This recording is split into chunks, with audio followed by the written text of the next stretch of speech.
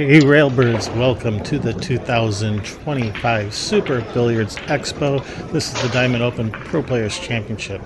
We are starting out today with a pretty nice match. David Alcaide, the Matador from Spain, versus Jeremy Sossei, the Giant Killer from Connecticut. I'm your host, Kevin Ross. Thank you guys for tuning in today. I will be joined by Karl in just a little bit. He's on his way. I think he had to stop off and get some coffee. He'll be here soon. Let's talk a little bit about the format. This is a race to 10. Alternate break, rack your own. We are racking with the Nineball on the spot. We are breaking from the break box. 3-foul rule in effect.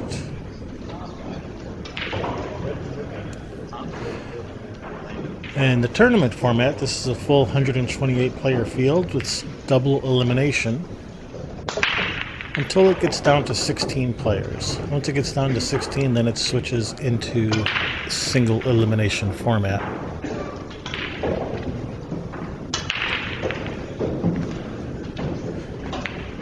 Alright, so David Alcaide wins the lag. Nice break, one in the side. Nice shot on the 2. It looks like he does have a little bit of angle to come over for the 3. Pretty wide open rack. This is exactly what you want to start with your first game of the day.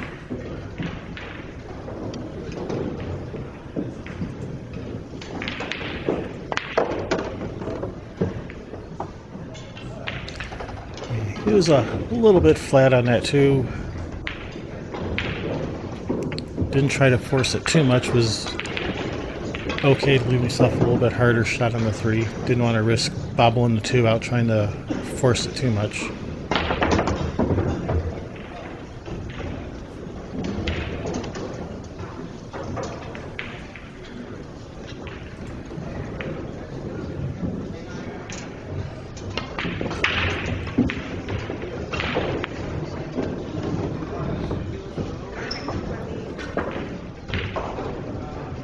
That is nicely done. Looks like he's dead straight into that corner. He can just roll up for the 5.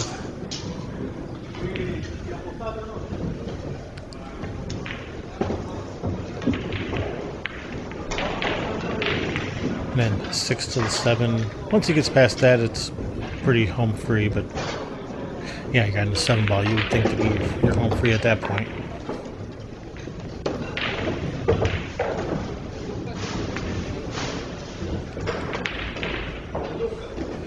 He's landed a little flat on this 5. Looks like he has a tiny bit of angle, but maybe not what he wanted. He'll handle it though. In fact, he's lining up to 7 now, so he's not too concerned.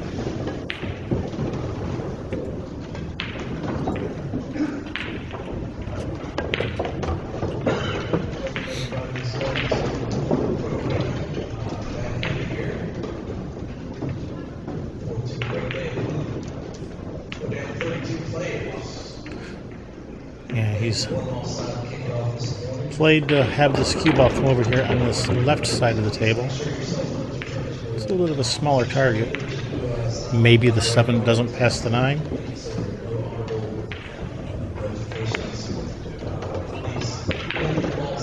But this is absolutely perfect.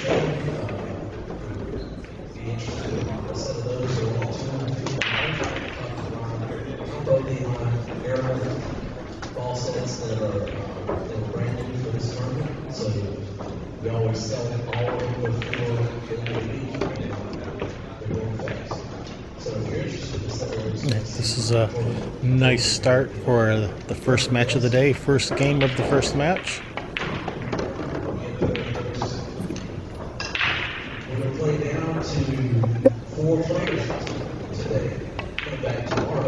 Alright, there we go.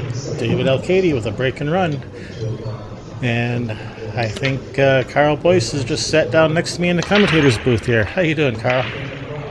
I'm good, Kevin. How are you? I am good. I think you need to go to your settings and switch your microphone.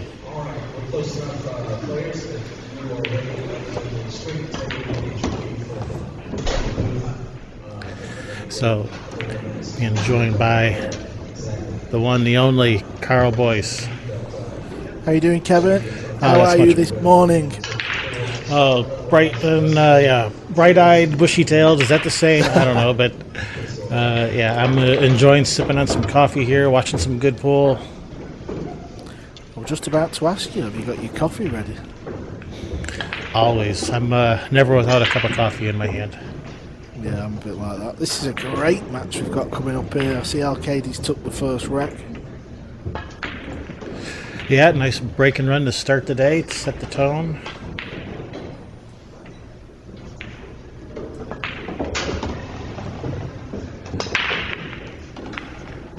Yeah, one ball just goes a little higher there. Balls didn't really split too clever either.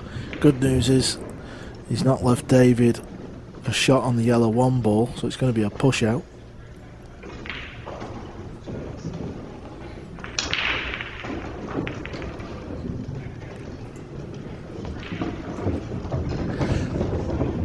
So we had a pretty entertaining match last night with Earl Strickland. I don't know if you got that. I don't know if you caught that or not. It was probably past your bedtime. Yeah, it was. I know he won because I seen he's through to the next round. What score was it? What happened? It was hill. It was exciting. It was not boring, that's for sure. Was he up to his usual? Yeah, he was pretty well behaved, but he definitely wasn't silent the whole time. Yeah, you always get good value when Earl the Pearl is on the table. Okay, this is the push out. Obviously it's difficult for us to see exactly what he's left with, but even if you can see the ball to pot it, you can't really get on the two anyway. Yeah, this is Jeremy Sossei at the table, lives in Connecticut.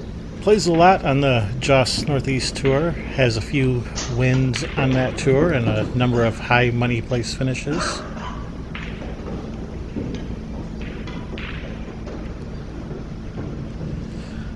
He certainly seems to like something here. Like might be a strong word. Yeah, he's seen something then. Looks like he's striking down on the cue ball a little bit here.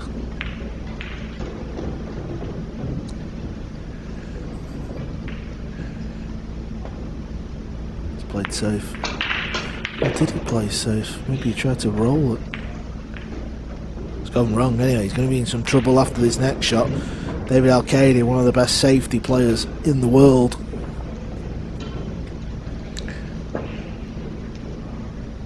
Yeah, I don't see any attacking shot here.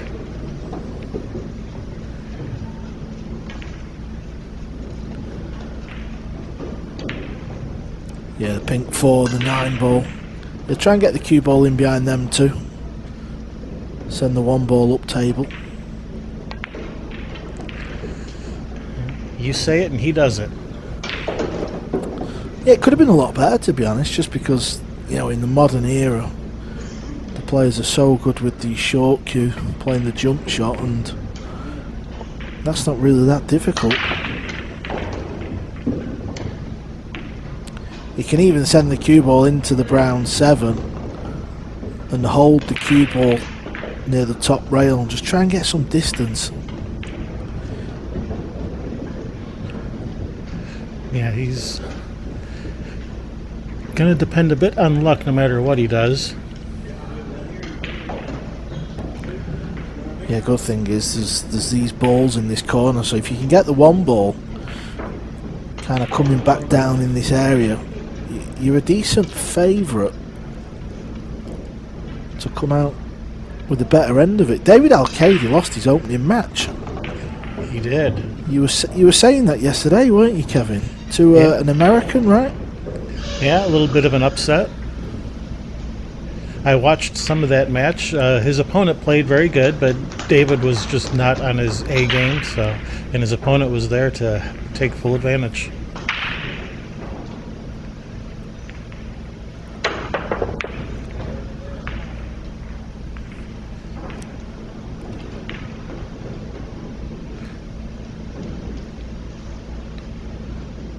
Well, he's definitely left a pot here, hasn't he? This goes past the orange 5. Looks like the blue 2 now goes in this corner as well, so there's a bit of a chance opening up here for Alcaide.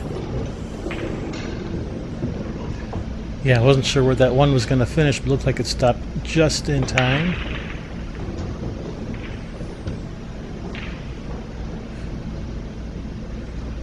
And it does seem like the tables have slowed down slightly since the beginning of the day yesterday. The beginning of the day yesterday, they seemed pretty fast, but it seemed like they were starting to slow down a little throughout the course of the day yesterday.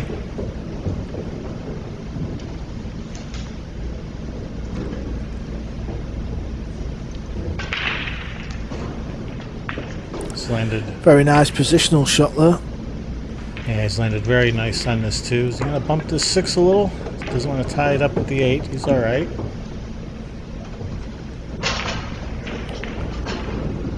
Yeah, where he's moved the green 6-2 now, it's actually quite nice because he can land in the middle of the table with the cue ball after he's potted the orange. I'm thinking a couple of shots ahead here, and he'll have a nice angle to come back up stairs for the brown 7. Yeah, that's a good point, because where the 6 was, that may not have been as easy to do. So, good point.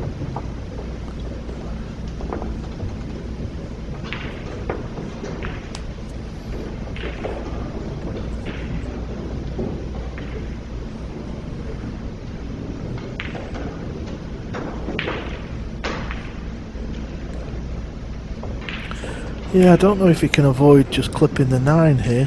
If he can, I believe he would have probably already played the shot. He's just worried about what type of contact he's going to get here.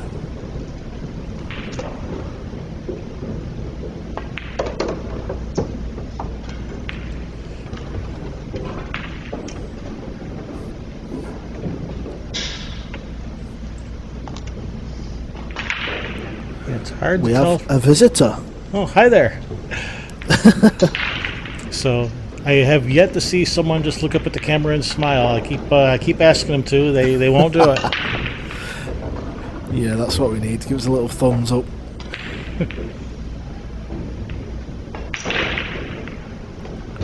Yeah, luckily he could still cut the ball there. Yeah, it was hard to tell from that camera angle just how easy or difficult that cut was, but it looked like he handled it no issues whatsoever. Overrun his position a little bit here, so he's got to really get into this cue ball, and now I don't think he can just come and land on the right side of the table. I think the cue ball's going to be flying off 3 rails now. He could play short side of the brown 7. Originally he wanted to pot that brown 7 in the top left. He may change his mind and go top right. Looks a steep angle though, Kevin. Yeah, he's not loving it. I think he may be just trying to decide, does he want to go 2 rails back and forth? Like, which pocket does he want to pocket that 7 in the top left or the top right? I think he's kind of going back and forth in his mind.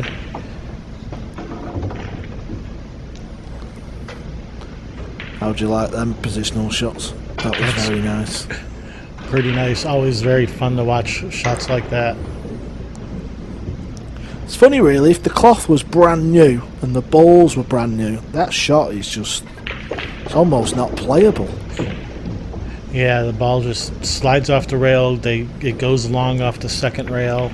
Yeah, it totally changes things. Yeah, he may well have had to play it in the opposite corner, but obviously that's the skill of being a top pool player. You know, you get used to the conditions.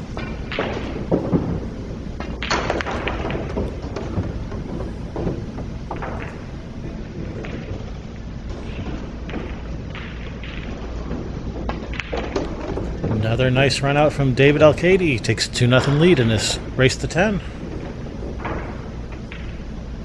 Yeah, very strong start this from David Alcaide. Well, we've seen Vincent Boyverage play yesterday. He got beat, hence why he's in the loser's side of the draw. He's playing Mike Deshane. Mike Deshane has won the first rack.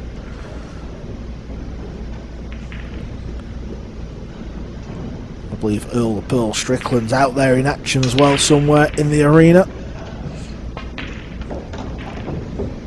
Hopefully we can get him at least one more time this tournament on our stream. He's always fun to watch. Well, it's not the best of starts for Earl if he's going to stay in. He's lost the opening 2 racks to Dave Gavrish. Oh no.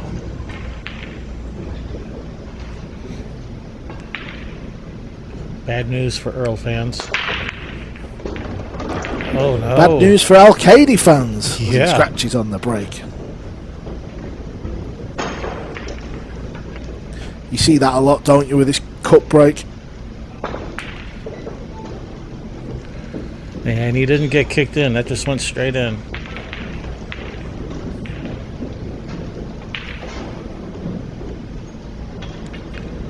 Alright, nice opportunity here for Jeremy, the giant killer Sossei. Ball in hand. Nice open rack. Good chance to get on the scoreboard.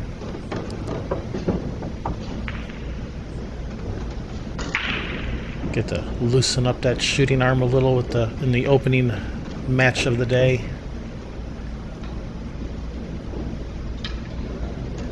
Exactly the kind of rack you need to loosen up and build your confidence a little bit.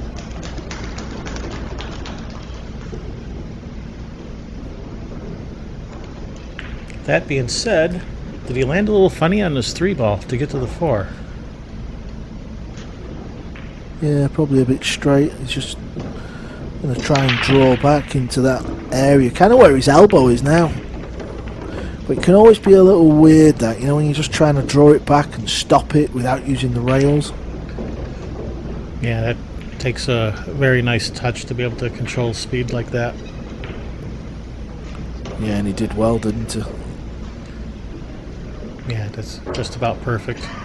Go up to the rail and back.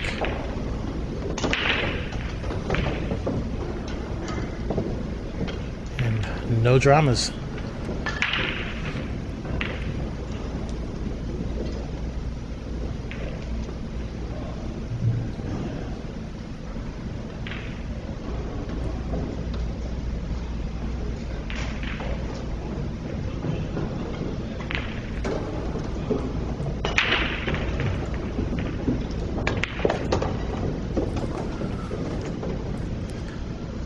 Jeremy Sossei with a 7th place finish at this year's Turning Stone Classic.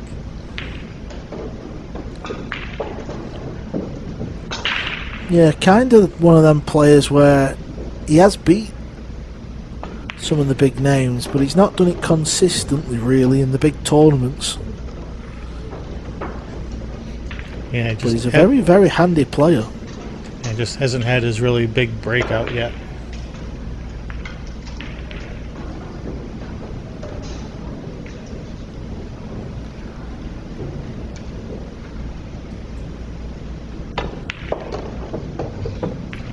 Well, that was alright. I thought it was a bit straight there. He's punched it in and come over, so he can just come down the left side of the table now for the 9. You always want to try and get yourself as straight as possible as well. Yeah, Jeremy's he's just one of those players. He's very easy to underestimate because he doesn't have a flashy or fancy game. He keeps it simple, just takes care of business. Very easy to underestimate.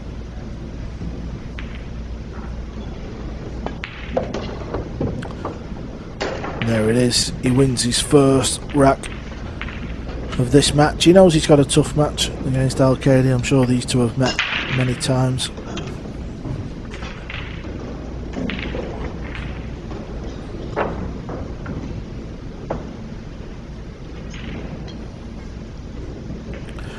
Bad news for Earl Strickland fans. He has lost another rack. He's 3-0 down to Dave Gavrish. Billy Thorpe is 2-1 down against Henry Cha. The Torpedo. Good match on table 7, Kevin. Eric Roberts is playing Sam Henderson. I know there are a couple of the young guns from America. Henderson has took an early lead, 2-0.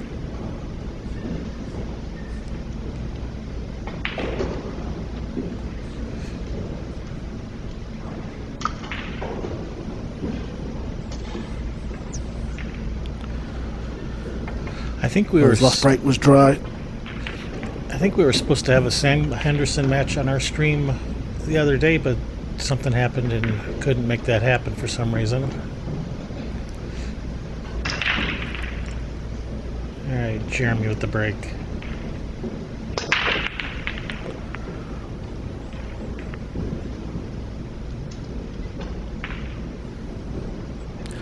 Back-to-back dry breaks. Yeah, he's left a shot on the 1. The 6-8, obviously a problem. They are tied up.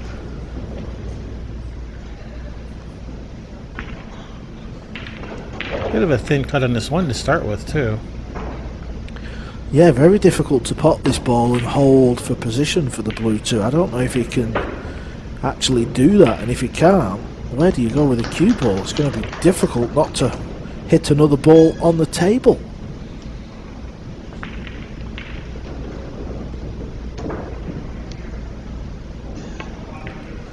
Yeah, he's just trying to kill it, float it. He's played it well. They can be very tricky, them shots. You've got to time the cue ball to perfection.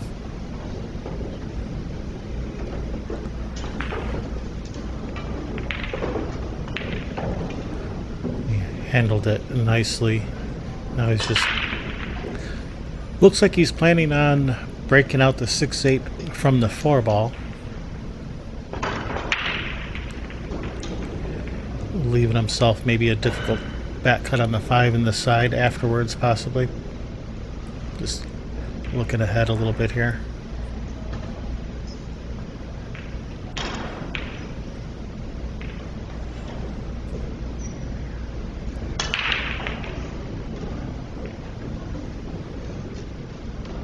Six ball does bank in the other middle if he can't break the ball out, and where the orange 5 is, he'd be a big favourite to leave himself a bank on the 6. Can he dig into this as well and just flick the 8 and stay on the red 3?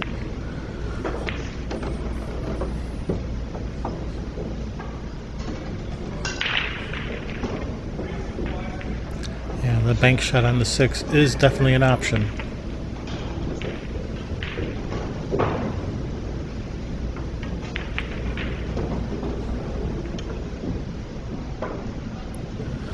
Also, yeah, you see where he's looking here. If he leaves the cue ball there, can he draw into the 2 balls, or can he go forward off this bottom short rail with a bit of right English and spin into the 8 and the green ball? Yeah, the danger with that shot is you risk hooking yourself behind the 8. Yeah, if he plays that, he's got to play it with a bit of pace to get it out from that cluster. Well, he's got the perfect angle to break these out right now if he wants to try it. Yeah, I mean, do you know, if he can flick off the 6 or go into the rail first and then flick the 6, he could get the cue ball back over this side of the table. It's not the worst option.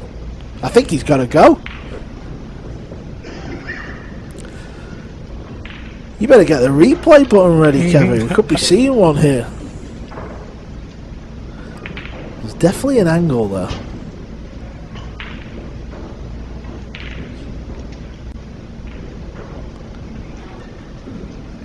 Yeah, the big issue here is not breaking out the 6. It's getting the shot on the 5 after breaking out the 6. That's the big issue here.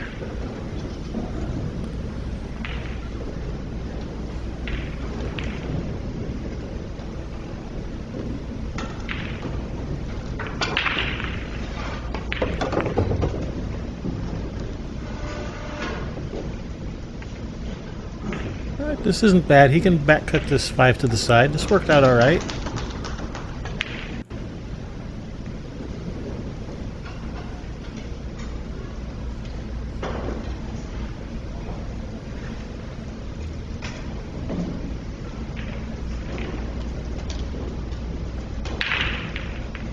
David Alcaide finished 9th last week at the McDermott Open.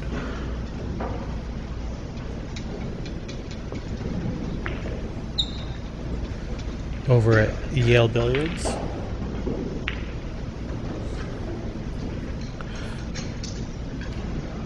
Where is Yale Billiards, Kevin? It is in Wallingford, Connecticut. Oh, okay, so it's on the East Coast. Yeah, it's in Jeremy's neck of the woods. Jeremy's from Connecticut. That was a nice shot. It was very thin, that, and he controlled the pace. He's actually perfect on the green ball here. Yeah, he's really picked his way through this rack like a surgeon. It's nice to watch.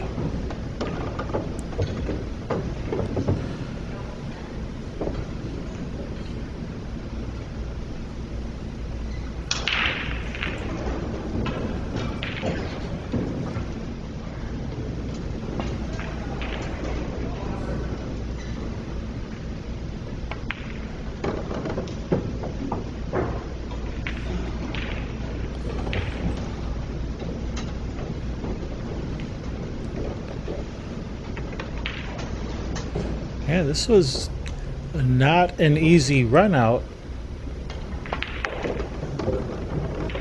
He's handled it really nicely, though. This 9-ball to give David a 3-1 lead and his break. Yeah, very classy run out, that. Starting with that difficult 1-ball. Nice breakout on the 6. Nice thin cut on the 5 to come around for the 6 afterwards. Very nicely handled. Yeah, it's all well and good knocking the balls in when they're all in the open. You know, most of these pool players in this tournament can do that, but they're the run-outs what make you feel good when they're tricky. Yeah, absolutely.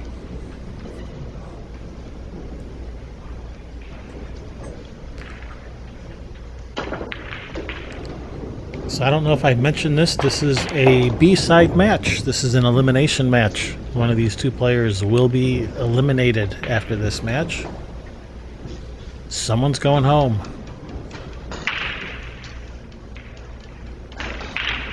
Our next round of matches at 1:30 will be back to the A side again.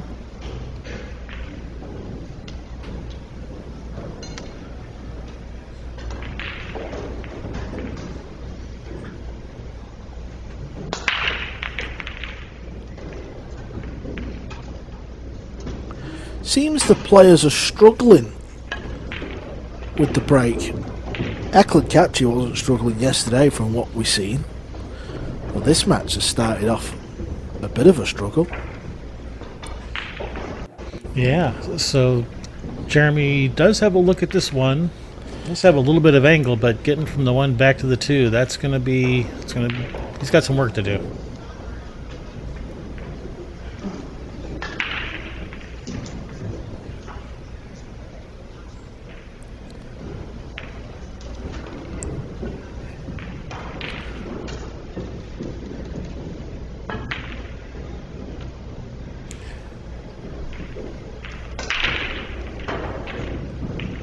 I mean, if you fire this ball in with a lot of topspin, you're likely to just force follow the ball and kill your cue ball. So this is not terribly easy to get back to the 2.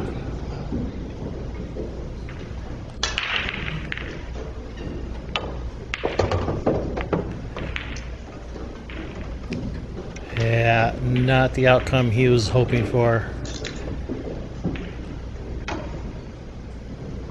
Yeah, it was always going to be difficult. That was such a low percentage shot.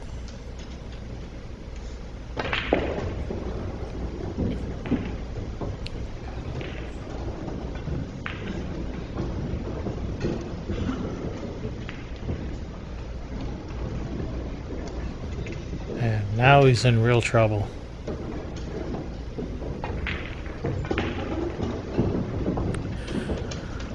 Yeah, he's in extreme jail here. I mean, the brown 7 looks like it's covering, and a lot of the times you can aim a little bit lower on the rail and kind of arc the cue ball, but boy, he's got to just miss the 7 to find that gap.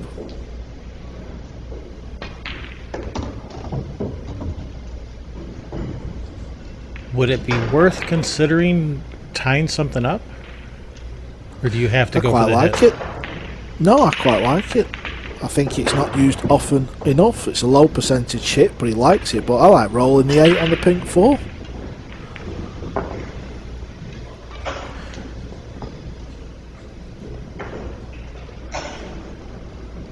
You've seen this many times, Kevin. I told you, didn't I? When you watch a lot of pool, you learn a lot. It's incredible.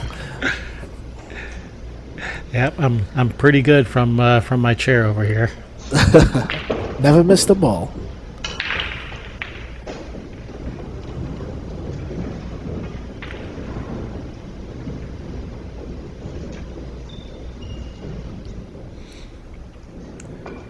Sherry in the chat, she wants to see the double jump. It's an option, I suppose. It might be a better option than this one.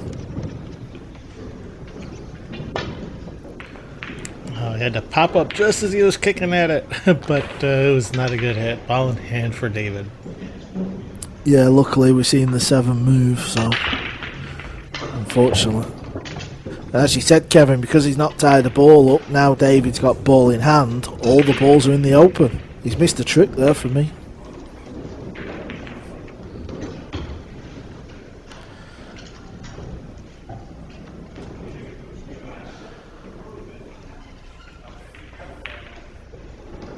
Yeah, this is one guy you don't want to give ball in hand to with an open layout.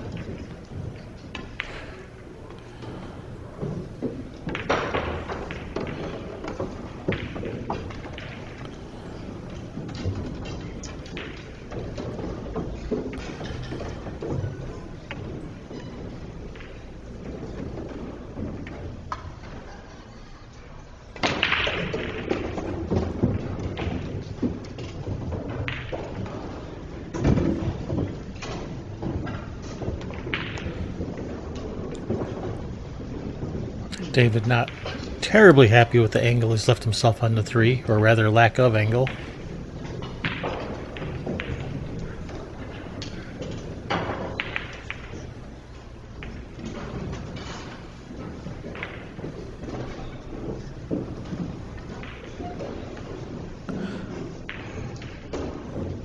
Yeah, originally he was planning on playing the orange 5 in the top left where he's kind of stood now. Now it's probably going to go in the same pocket as the pink 4 ball. He can just slide past the 9 and he should still land on the 5. Yeah, this does complicate things. 'Cause, yeah, he initially planned on being straight in on the 4. Now he has to deal with this 9, make sure you don't get hooked behind it. Just complicates things just that little bit more.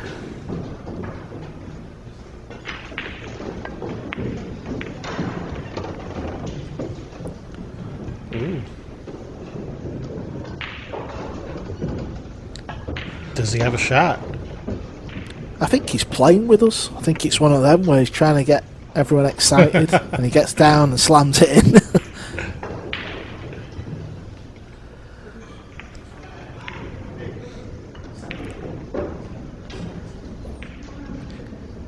Just wants to find that bit of a rail in between the pocket and the 8.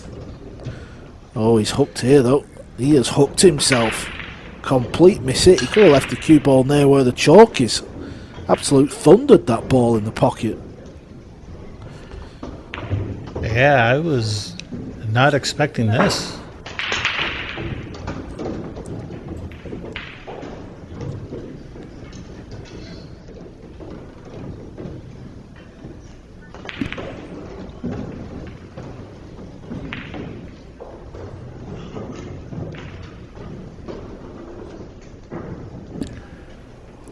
It looks like he's looking at kicking to this right rail as opposed to this left rail, trying to kick it in. Okay, he is going to the left rail. Okay.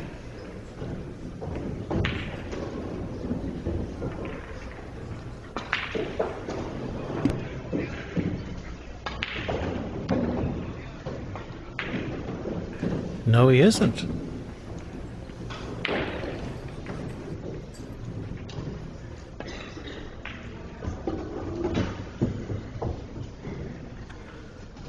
Usually very good in this department. is David. Very good kicker of the ball.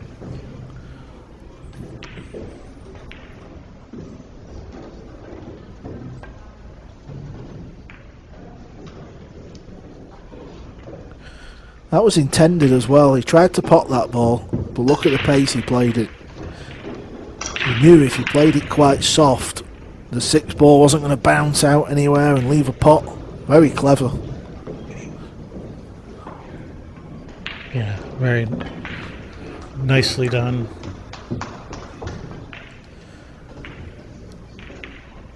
Now for Jeremy, what do you do?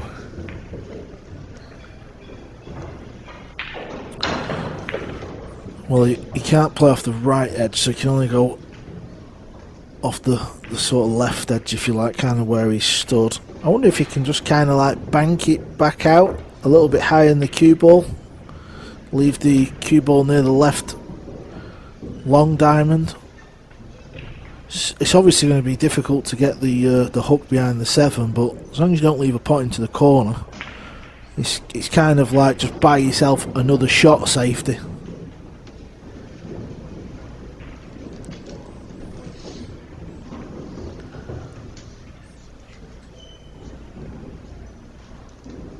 It's a very touchy shot, this, though. I don't think you can go off it super thin and go off the bottom rail, side rail, and just get some distance. Maybe you can.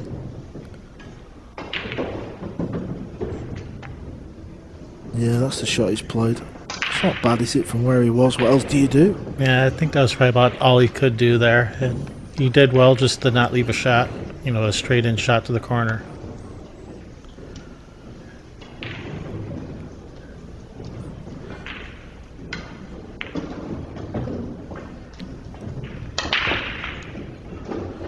Sky Woodward or Billy Thorpe, they wouldn't even think twice. They'd rip this 6 ball straight back. It's a hanger, right? Right. Like, did you mean to leave me this? Whack.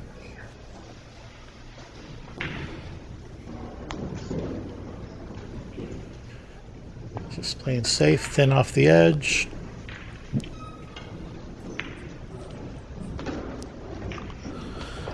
But you see that previous safety from Jeremy, you know, where he didn't have many options and he just played a containing safety. It's kept him in the rack, and now he has a better opportunity to play a better safety.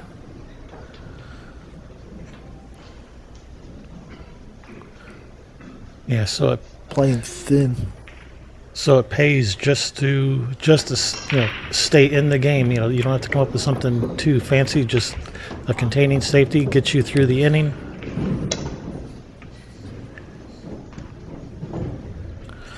Yeah, he'd have liked that to have been a little better, though. He could be in a spot of bother on his next shot. He might have a go at the bank, you know, and just stop the cue ball. Little two-way shot.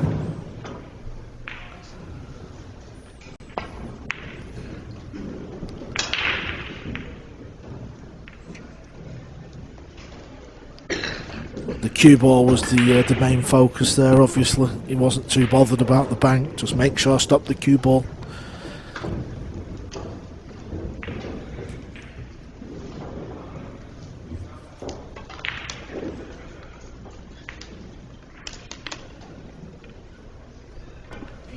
Yeah, the best way to make that 6 ball on that bank shot is to not want it to go. Like if you're playing safe and you don't want it to go, then it goes every time. Oh no, disaster.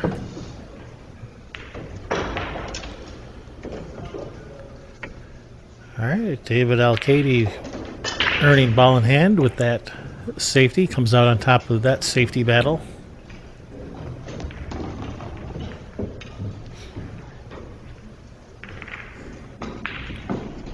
And I guess you could say it comes down to that previous safety that Jeremy played. Didn't really leave it difficult enough for David, and David was able to play a pretty good safe back on Jeremy.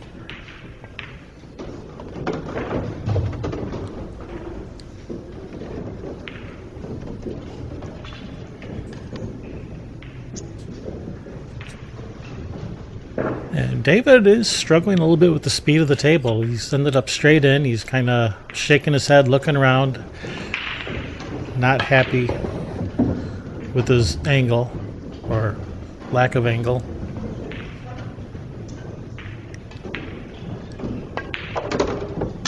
Yeah, these players are getting used to tables with sort of brand new cloths, or as you were talking about, Kevin, before, you've got that slide. There's no slide here, it bites straight away, so you can put a lot of spin. So, I mean, obviously David has lost a match in this tournament, so maybe he's just taking a bit more time than the others to get used to the equipment.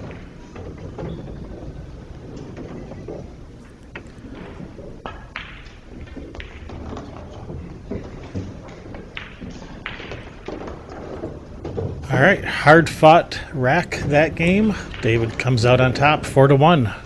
Race to 10. Let's have a little catch-up on some of the live scores. Mike Deshane, blast from the past. He's back playing the game. He's 5-1 up over Vincent Boyavaraj. Jeremy Seaman, 4-2 up over Andre Janowata.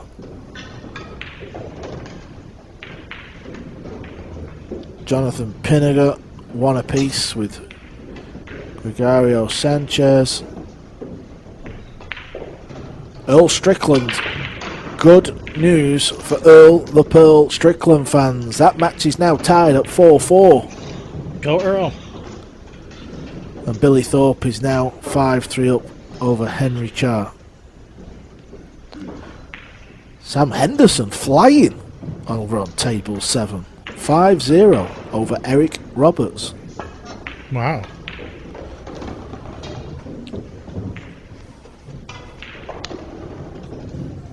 All right, Jeremy with the break. He is adjusting where he's breaking from. He has moved the cue ball more towards the middle. And that's worked because he's potted the 1 ball.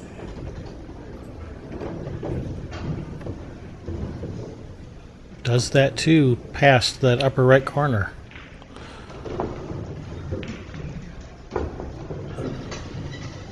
If it does, then he's sitting pretty good. If it doesn't, he's got troubles. I would say, just looking at it, it does go. I'm not saying it goes in a full pocket, mind.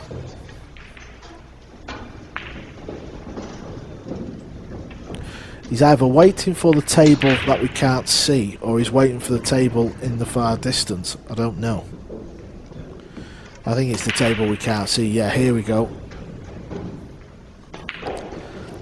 Tables are fairly close together. There's still enough room to play your shot, but you know, sometimes you just want the player on the next table to get out the way. Yeah, it's not that he's physically hampering him. He just doesn't want the mental distraction. Yeah, and I think it's a smart move many a times. I'm sure we've all done it where you're thinking, who's this guy? Get out of my way. Good shot. Landed a bit straight though. He might have to just try and pinch a bit of the pocket here.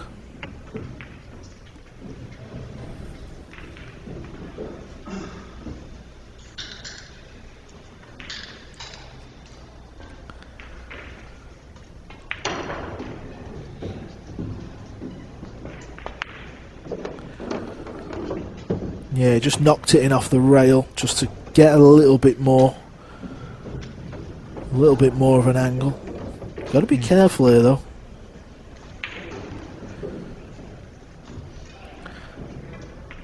I don't know how players do that, Kevin. Loop bridge off the rail. I could never do that. I'd struggle to see the cue ball, you know, because of the loop on my hand. Right, right. Most of the time I use like the open bridge when bridging off the rail like that. I don't use that closed bridge very often unless I'm really trying to power the ball. Yeah, it's very tough. Close bridge, that's what Jeremy Jones calls it. I keep forgetting that one. I keep calling it the loop bridge. Closed bridge. Yeah, Americans call it the closed bridge versus open bridge. I mean, that makes sense, to be fair. I'm not sure about some of the slogans you use, but I'll give you that one. Hey, my favourite one's the titty. The titty, that's the jaw or the knuckle, right? Hey, which would you rather call it? I'd rather call it that than a knuckle. I mean, that's a much more pleasant body part. Yeah, I agree. All right, I'm going to give you that one as well. before we go too far off the rails, let's get back to the action here. Off the rails. He'd liked a little bit more with the cue ball, just because now he's got to put the extension on the cue.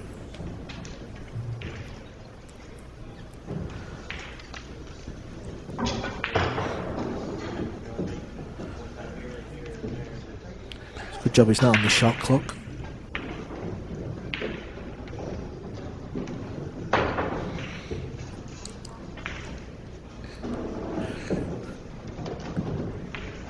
He's left it a little thin, but he'll handle it. Do you know if the main table's on the shot clock, Kevin? Or not? I haven't heard that they are, but I can't say for sure. Okay.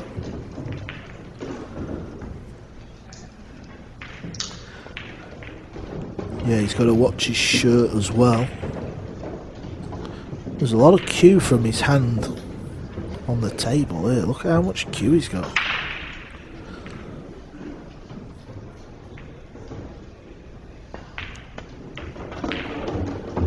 Yeah, this looks good. Yeah, that's perfect. Or pretty good. Yeah, it's good that. He's fine.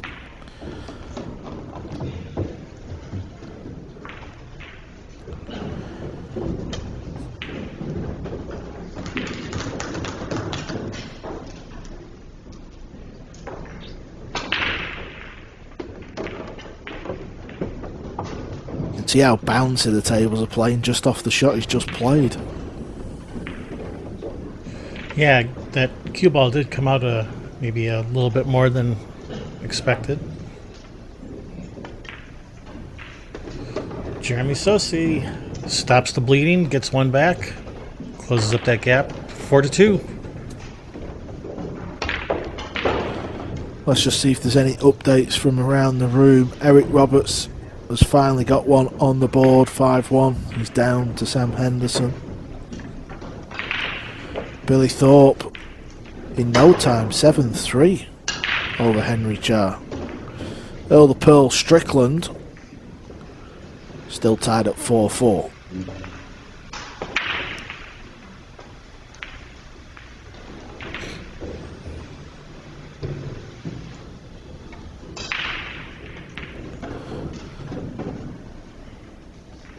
And this is losers side action you are watching.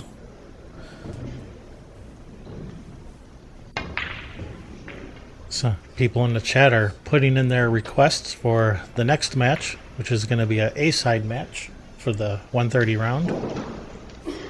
I thought you meant songs then. I thought they wanted us to sing. Yeah, there's a lot of tasty matches coming up later. What about this for a break? Did that get kicked in?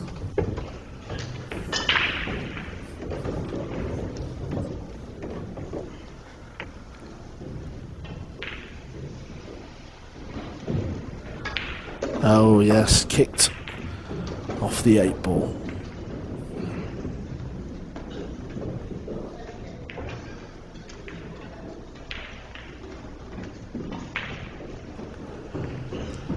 It's a little bit messy, isn't it? Because of the orange 5. Yeah, even with ball in hand, this is not automatic. This is troublesome.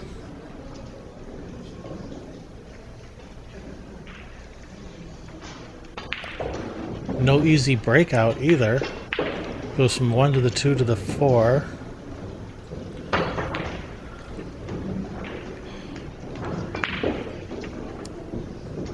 Unless he comes up with something brilliant, he may just have to play safe when he gets to the 5.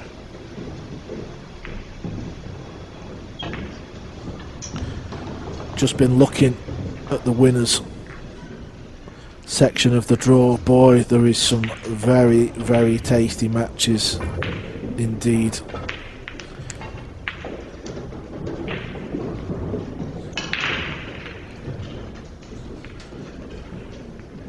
Yeah, we're getting down to the pointy end of the bracket, so yeah, a lot of good matches. Yeah, you can head over to digitalpool.com to check out the bracket.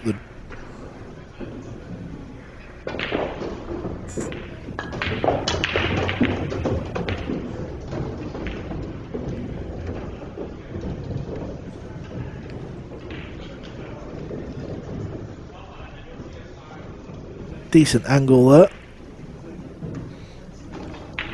Yeah, still not sure what his plan is for this 5-ball.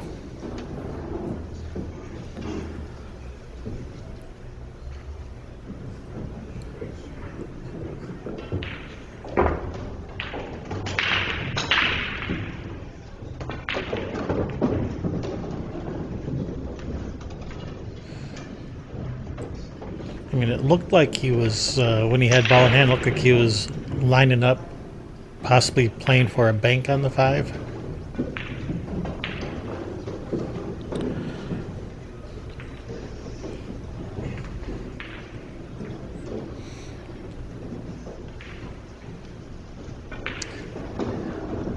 I mean, he's definitely got angle to come down and go into him, but it's just so dangerous. You just, even if you go into him, you just feel like you're not going to have a shot. So it feels like he's going to set up for some sort of safety. I don't blame him.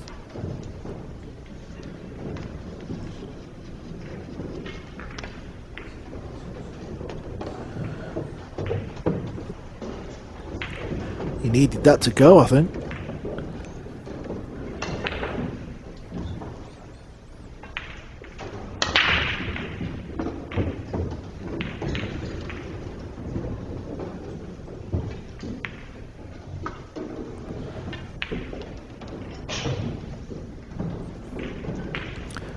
Getting a little helping hand. Successful rackectomy.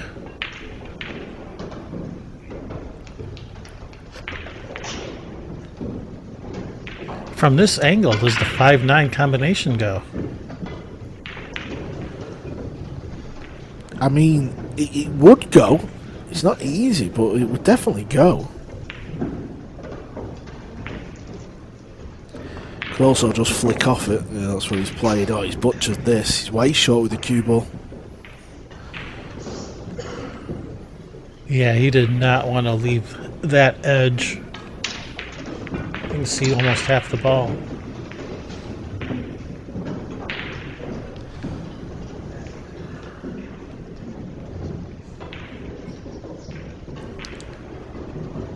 Looks like David's looking at putting that cue ball up table behind the 6.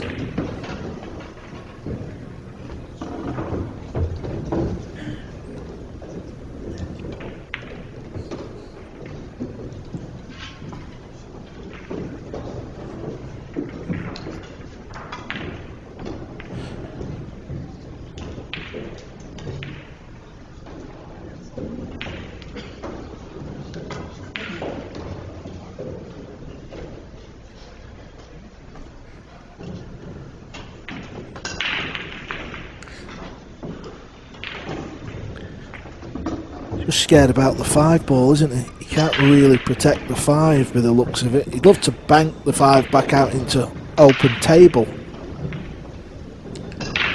Yeah, if he tries coming off to the side of this 5 and going behind the 6, if he doesn't get him behind the 6, he risks leaving a 5 into the corner.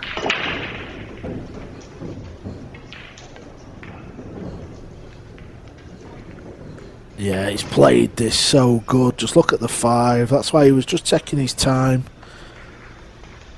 Even if he's left an edge, he's still in a great spot. Absolutely.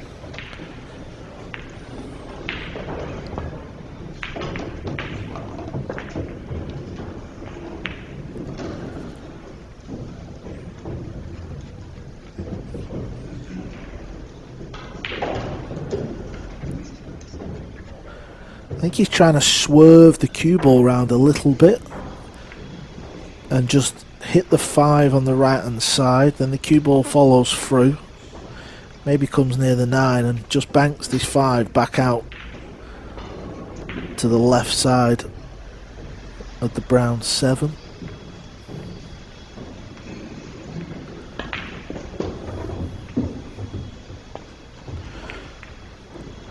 We could hit more of the ball.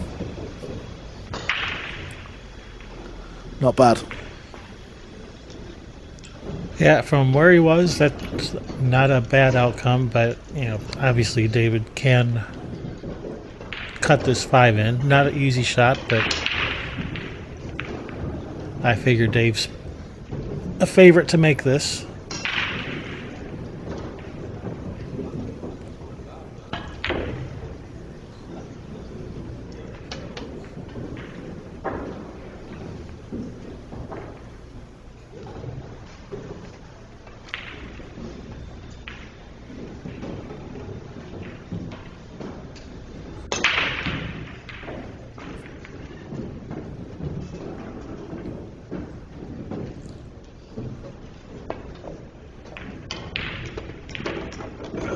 That's pot.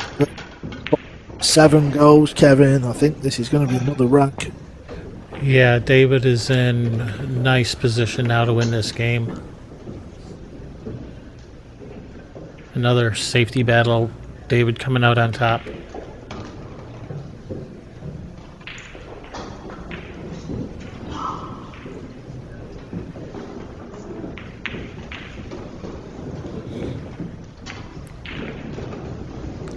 I guess the moral of the story is work on your safety game.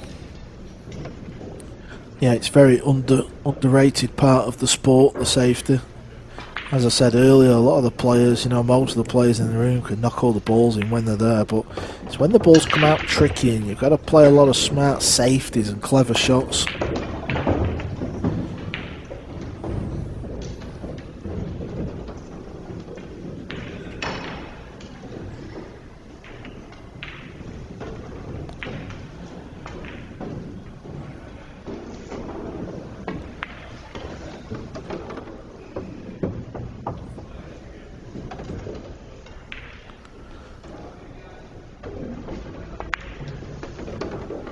With this 9-ball, it's going to put David at the halfway mark.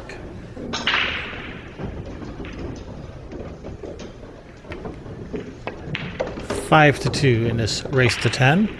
If you guys are enjoying our coverage of the Super Billiards Expo, do us a favor, hit that thumbs up and give us a subscribe. We have plenty more action coming up, especially starting with the 130 round. We're back to the A side. A lot of fantastic matches coming up. Make sure you're subscribed. You don't want to miss them.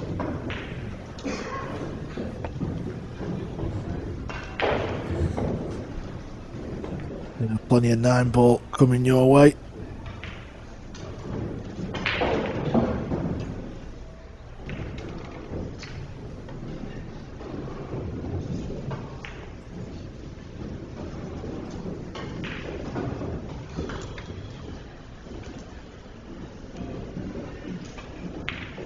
Now his previous break, he moved his cue ball a little more central and that worked.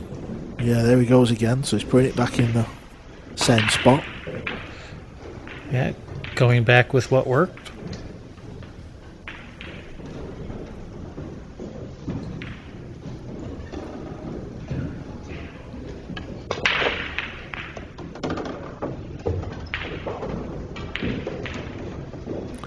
Amazing, isn't it? Just a little tweak, like moving the cue ball somewhere. It can just change things a little bit. Since he's done that, he's potted the 1 twice on the break. Yeah, he's made the 1 in the side twice. It's got a nice open rack. The only problem is this opening shot.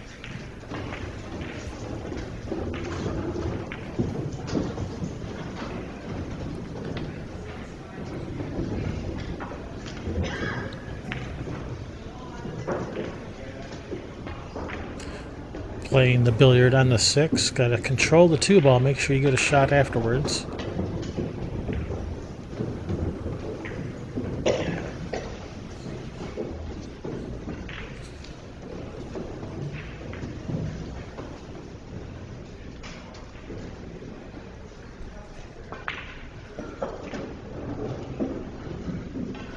Yeah, you're probably going to the rail first. Not enough. Or just play safe behind the 6. Didn't see that one. Very clever safety. Wow. Very advanced move there. What a roll he's had there, trying to pot the 6 and miss-hit it. Left Alcaide jammed in behind the 6. Suppose he could, if he can come off this left-hand side rail and still hit the 2, good things can happen. There's a lot of balls still left on the table.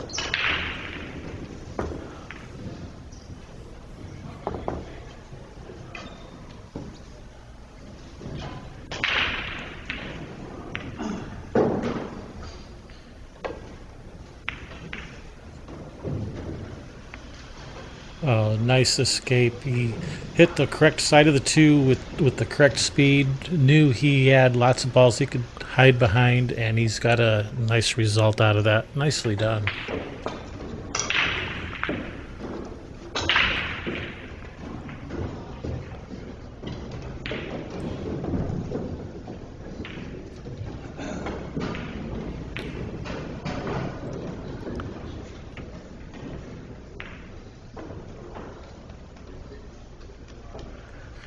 Well, you can see a bit of that rail.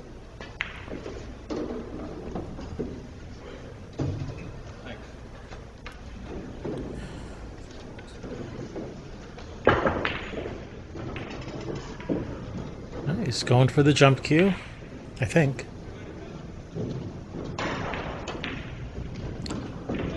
Actually, I think that's his break cue that he jumps with. Full cue jump.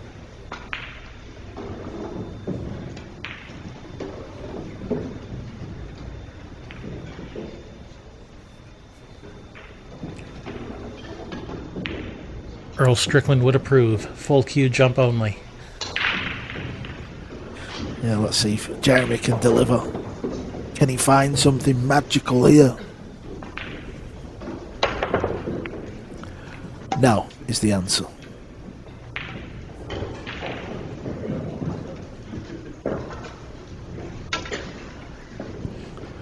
Again, ball in hand for David Alcaide. Wide open rack. Yeah, and that also comes down to that area we've just been discussing. It's all them funny little shots, the safety shots. This is what being a 9-ball pool player is about. And, you know, with that decision to use the long jump cue, he didn't even jump over the object ball. He's left a roadmap for Alcaide.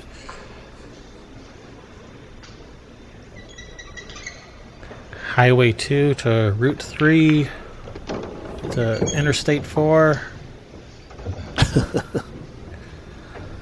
I don't know any of them roads, I won't lie. I'm a little lost.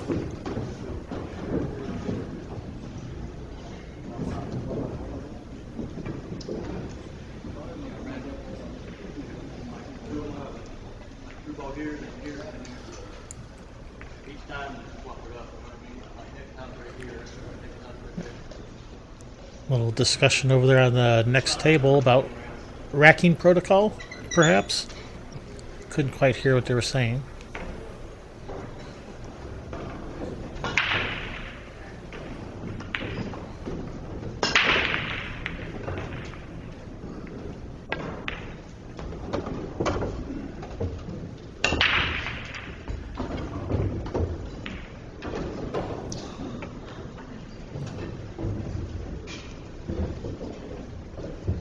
Yeah, players are racking for themselves in this tournament. There's nothing wrong with that, you know, especially now a lot of the tournaments are using the plastic or the fabric magic rack. Everyone's just trying to get the balls as tight as possible, so there's no dodgy dealings going on. Yeah, there's no funny business with the racks. Nobody's trying to intentionally leave a little gap here to make it easier to make the ball in this pocket over here. There's none of that going on. Not from these players, not at this level. Very clever invention, actually.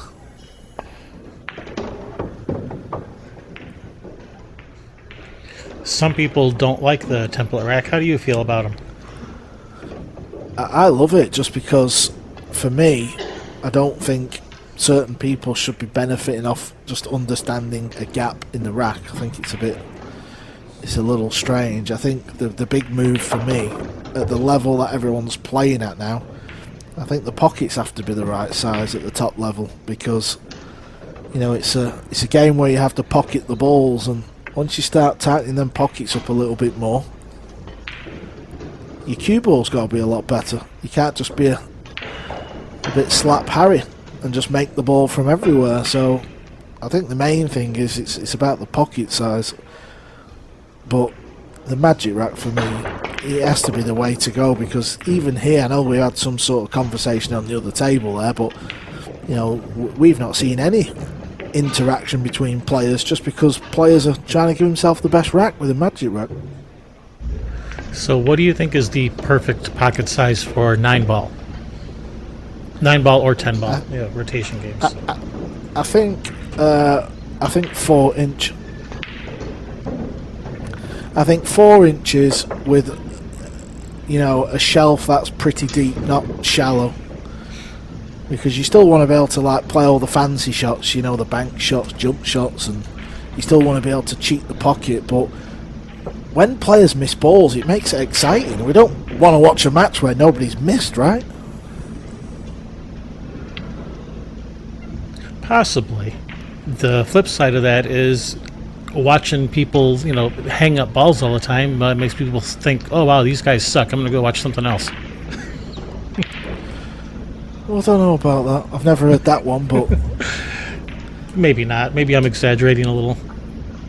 No, I just think, obviously, in fairness, I'm going to do us a service here.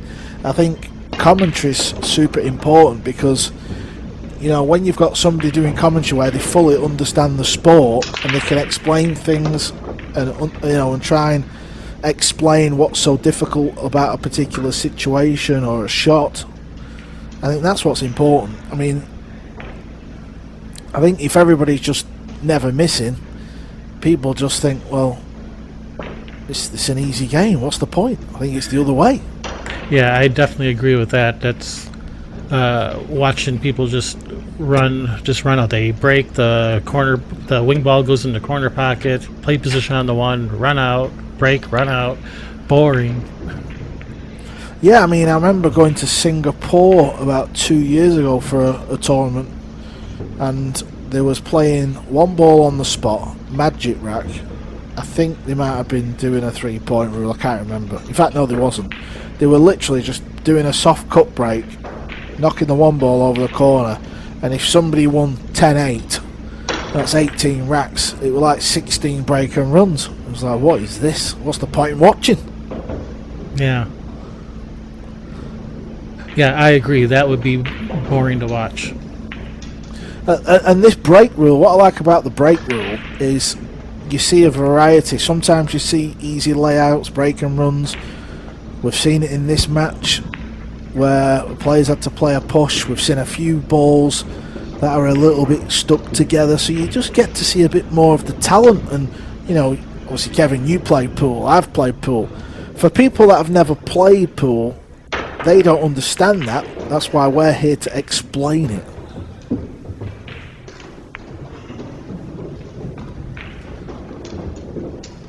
That's a little weak.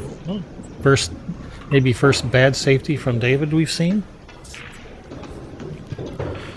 Yeah, he had a lot of balls to hide behind, didn't he?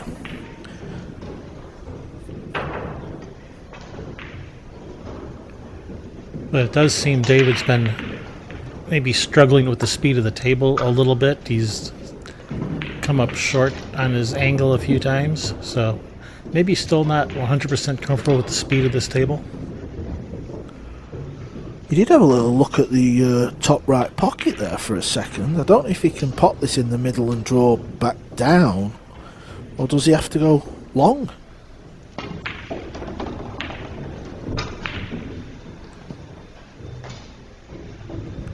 Can he see enough of this too to shoot it in the side pocket? Can he see the whole ball? I think he's going long.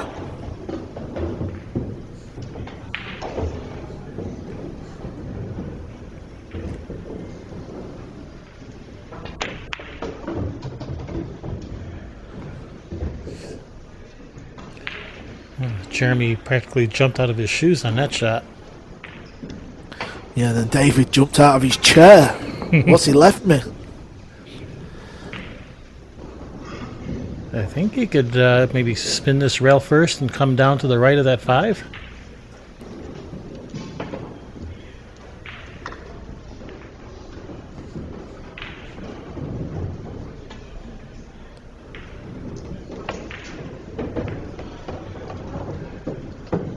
Actually, he hit it on the way in, and he's come up short. He's hooked.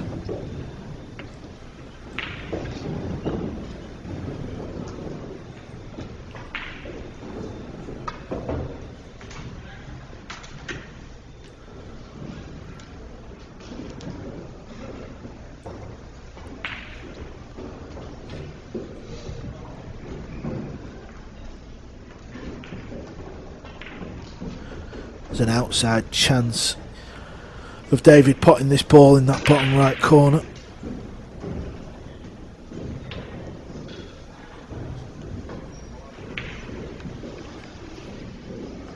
Contemplating the swerve shot. Raymond Linares saying hello. Well, hello.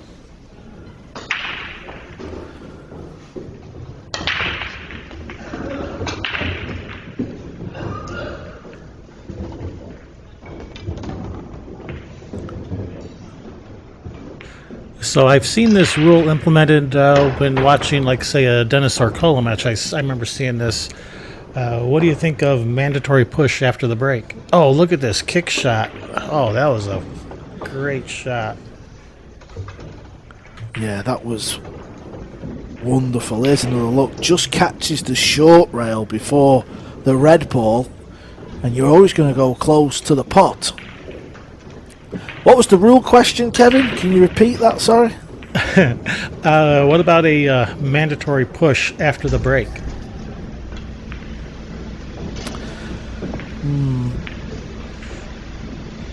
It's not for me, I don't think.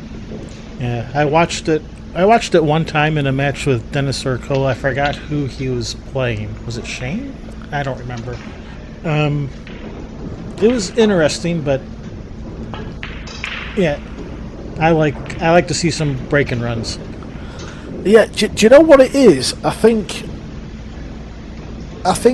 since I stopped playing, right, let me rewind, sorry. When I was playing, I wanted every rule to make it as difficult as possible. So like call shot, call safe. I even played a money match with Alex Kazakis in Greece, and we played call shot, call safe. I mean, you couldn't basically do anything. You couldn't get away with anything, right? But obviously that was a private arranged game between me and him. We made it as, you know, we made the game how we wanted it. But now I don't play and I just do all the commentary.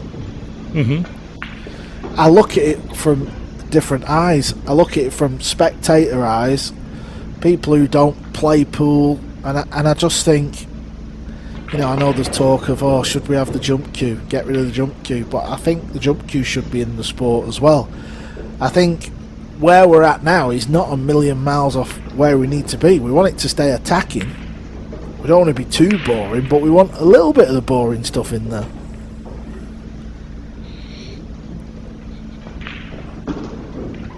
Yeah, that does bring up a point where a lot of players want to change the rules of 9-ball to try to take the luck out of 9-ball, which I like the luck in 9-ball. I think it makes the game more exciting. My answer is, if you don't like the luck of 9-ball, don't play 9-ball. Play 10-ball or some other game. That's usually my answer. Yeah, but I think any cue sport. I mean, have you seen any of the Chinese 8-ball event that's just been on? I've seen Chinese 8-ball, but no, not the event that's currently that went on. Right, there was a tournament that I think the final was yesterday. Okay, so yeah. they're playing this tournament in China. They played the final race to 23. Okay.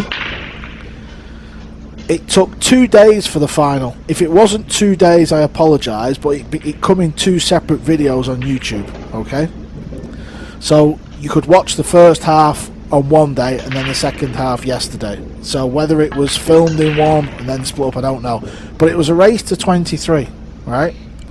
And a Chinese lady was in the final playing a Chinese guy. It was 22-22, right? Wow. And she missed the ball down the rail. It rattled, went off about 4 cushions in another pocket, and she won the tournament. Oh. And them pockets on a Chinese table are as tight as you could ever wish to make a pocket. So, Right. I mean, it just kind of is what it is, isn't it? Wow. It was incredible, honestly. And I think she won something like $200,000 or $300,000 for first place for that. Well, that's an exciting finish. And she was also allowed to take off the last ball playing 8-ball. That was a handicap that the female players were getting.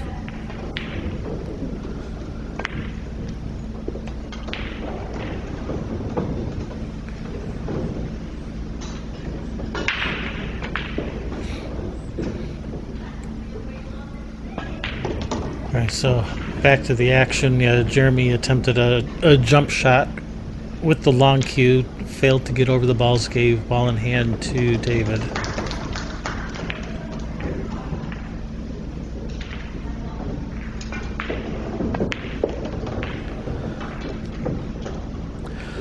Yeah, another rack where each player have played 2 or 3 safeties each. And it's Alcaide who's come out on top.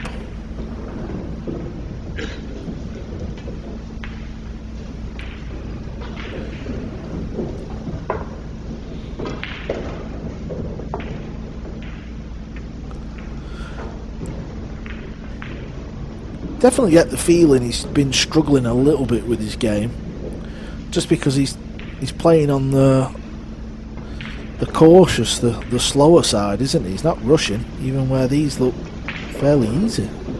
Yeah, he's landed straight in on the 6. He didn't leave himself any angle again, so he's not terribly happy with the angle he's left himself.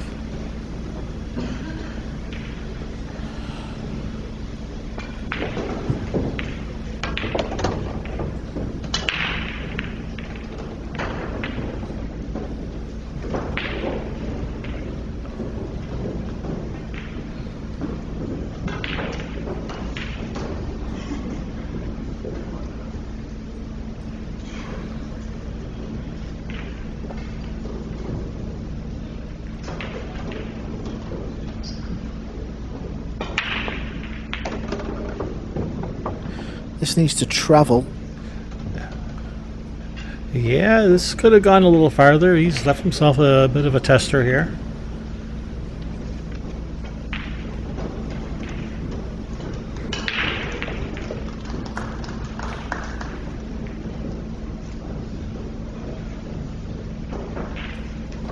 Now, if we were playing on your preferred pocket size of 4-inch, this would be a genuinely difficult shot.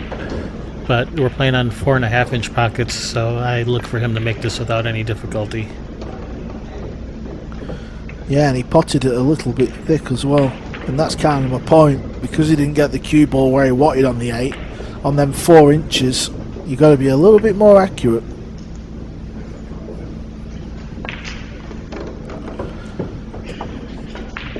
Alright, David extending his lead, 7-2. Race to 10. Yeah, well, me and Kevin have been putting the rule book of Nineball to shame. Let's have a look at some live scores. Mike Deshane is on the hill, 9-2 up over Vincent by a barrage. Let's see how Earl the Pearl's getting on here. Oh, he's 8-6 down.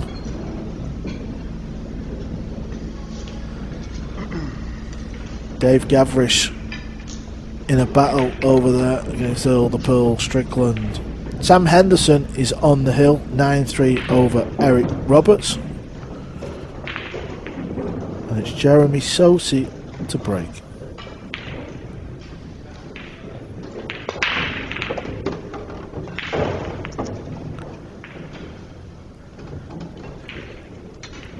Alright, well,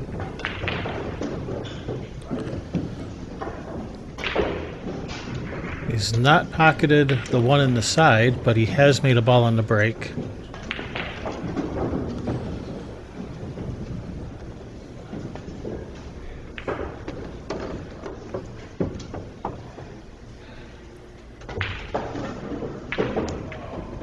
And he's landed very nicely on this 3.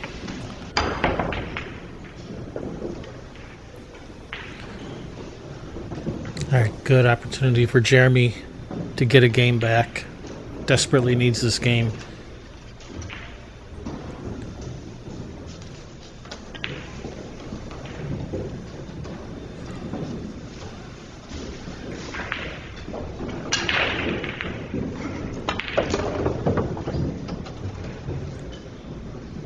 Yeah, good shot.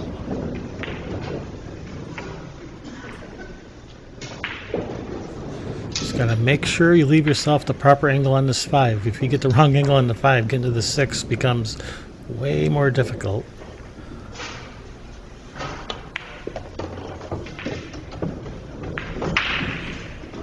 Did he get there? Ooh, it's hard to tell. Yeah, you feel like there's a bit of an angle there, so he's got to do something with the cue ball now.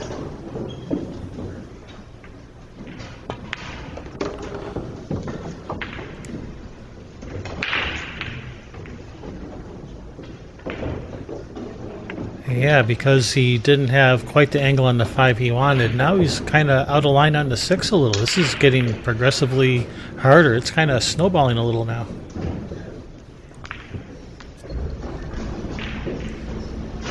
Let's see if he can recover.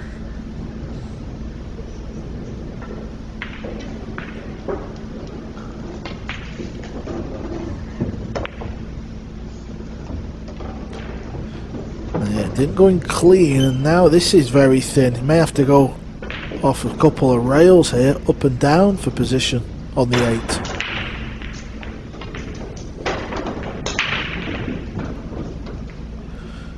If not, he's going to have to float it delicate.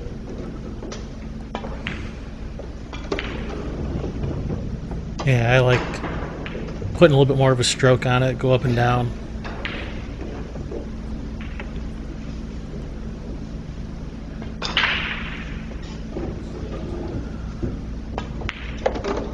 It's amazing, really. I mean, he's 7-3 down. It doesn't feel like a 7-3 scoreline just because both players have had plenty of table time.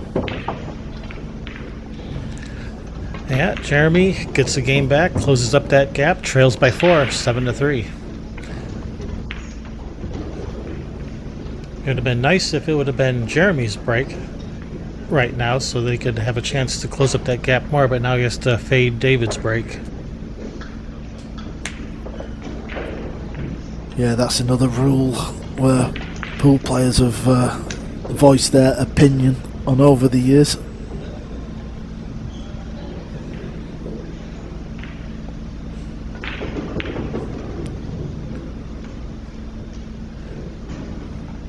I like to see winner break. I like to see players string racks together. Yeah, I'm the same, Kevin. But I don't mind a little mixture. We have that many tournaments. I don't mind to see the odd alternate break, the odd winner break. I don't mind any of it, really. Yeah, it's nice to have some variety, spice of life and all that. But I'm with you. I do like to see someone run like a big number.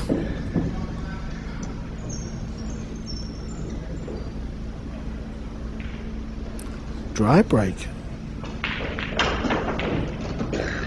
I was too busy looking where the 1 ball had finished. I didn't realise he'd come up dry.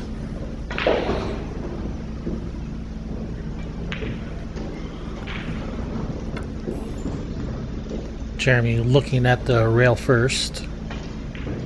Didn't seem real pleased with that prospect.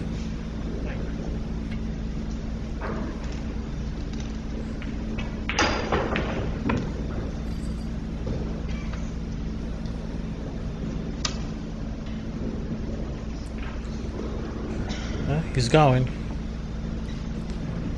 Rail first.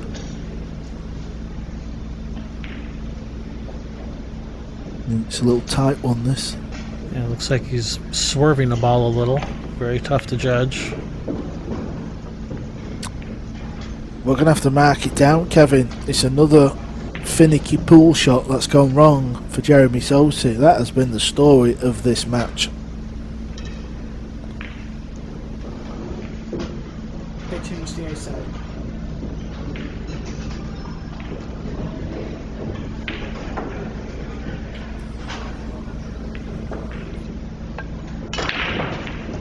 So it looks like the 2:30 matches on the ace side have been pushed back to 3:45. Or rather, I say the 1:30, I meant to say. They've been pushed back to 3:45.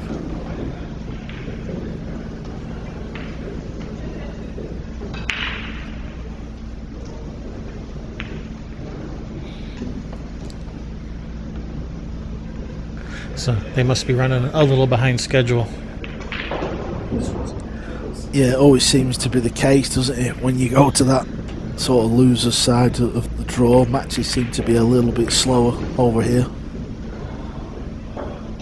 So players are fighting hard to stay in the tournament.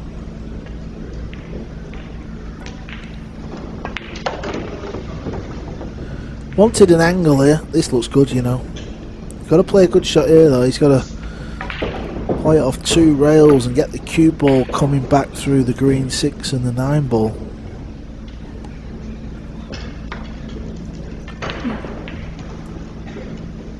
Yeah, he's got to kind of thread the needle here. This is touchy.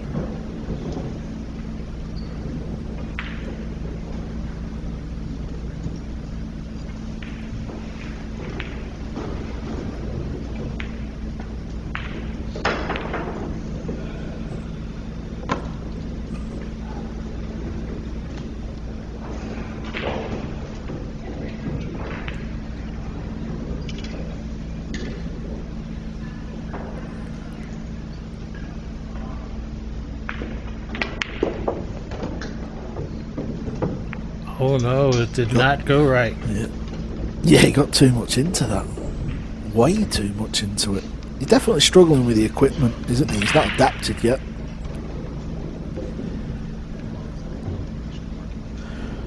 Now it's back into the safety department, which he is very good at.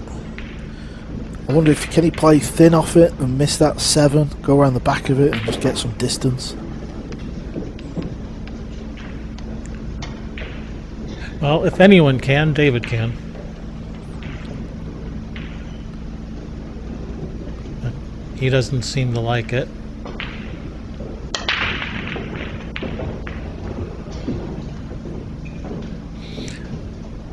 Yeah, David's really he's been struggling with the speed and with the bounciness or lack of on the rails.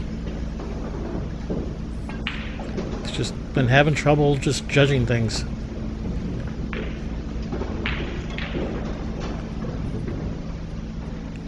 But yet he's still up 7-3. Yeah, it'd been interesting to see if Jeremy Sossei would have been a little bit tidier in the safety department. What score this match would have really been? Is it the 7 here?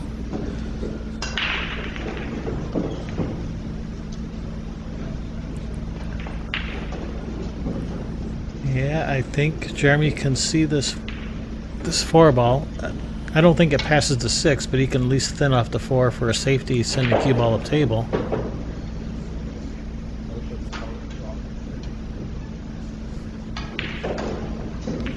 Or even try to nudge it in behind the 6.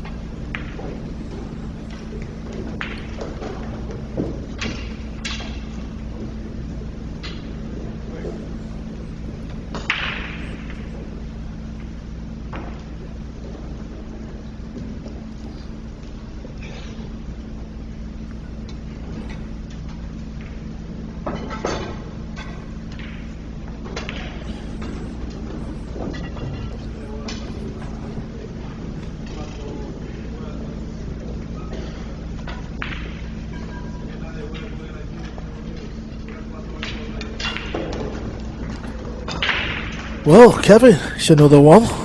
Another safety that's gone wrong. Yeah, it felt like he maybe hit that ball a little full, maybe.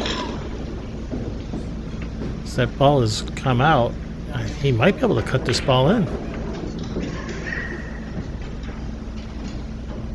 Yeah, I think he can.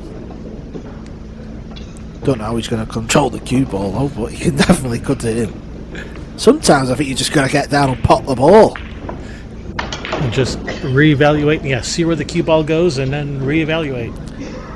Yeah, as long as you know the cue ball's not flying around and it may go in a pocket, but worst case, well, Raymond is coming here to say hello again. David's having none of the pot. It's all going on.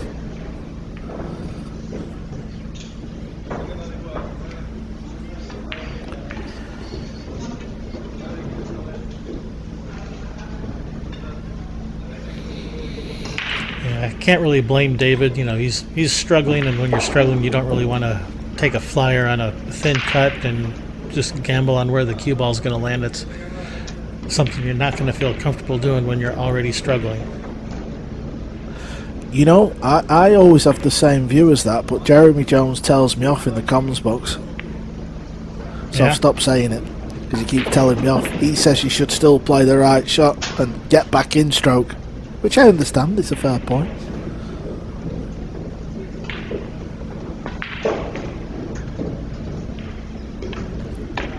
Trying to pop this ball off two rails, it's close, good effort. That's a little bit unfortunate. Yeah, that was a good effort. A little unlucky with the double kiss. Left David a pretty nice shot.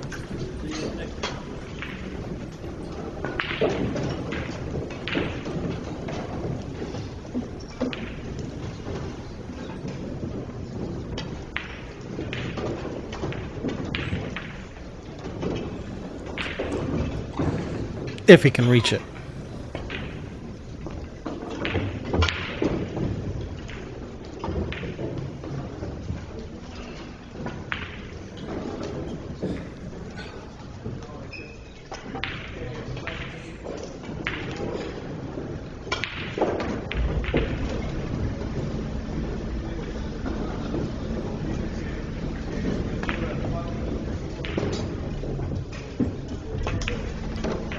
Yeah, that was alright.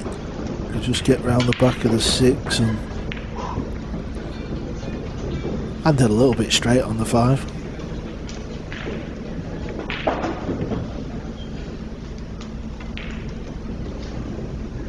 Yeah, he'll be alright. Roll forward a little, leave yourself some angle on the six.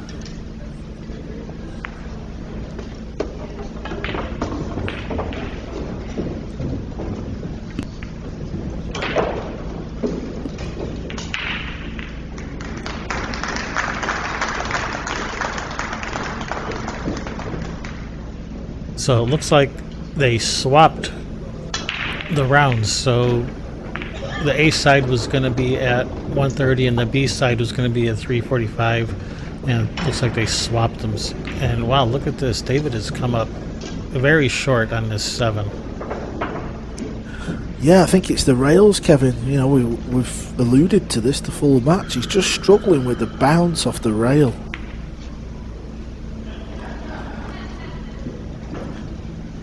He's got a very easy safety coming up here though. Splitting the ball, trying to use the 8 and the 9. Oh, this looks good. He's going to get there. It's not. There's a little edge here.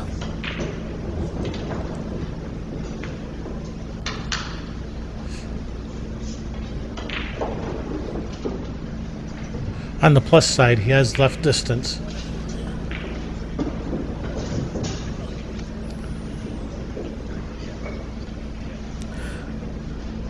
I don't know if this ball cuts, by the way. I think Johan Chua could knock this ball in. It looks very thin.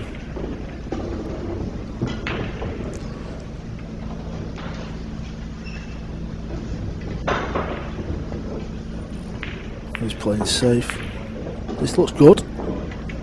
Oh, that's a lot better. That's a beauty. Nice touch. Beautifully done. Very hard, them shots, aren't they? You know, you've just got that one ball in the middle of the table. Yeah, that was a lot harder than it looked. He made it look easy, but that's not easy to do that. No, it's very effective because obviously kicking at this ball now, it's going to be difficult to get it safe. He wants to go off the top rail because he feels he's got more chance of potting it, and at the right pace he could get that 7 ball sort of back up halfway up the rail.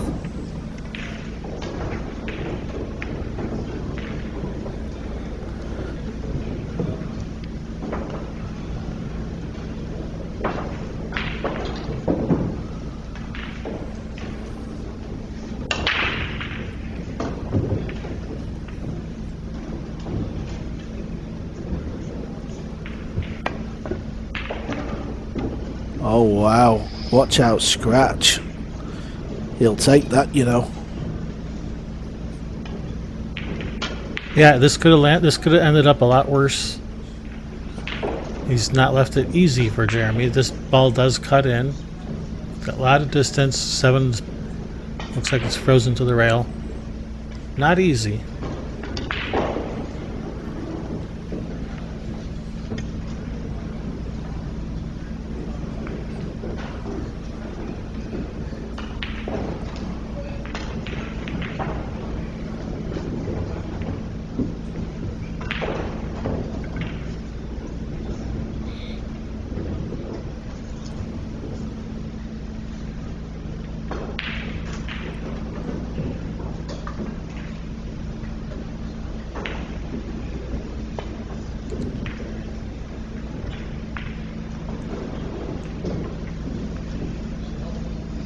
Well, not only has he missed it, he got a little unfortunate catching that point on that side pocket there.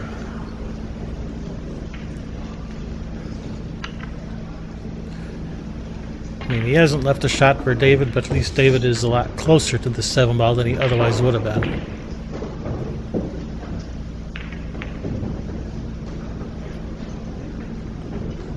Which is going to make David's job a lot easier returning to safety.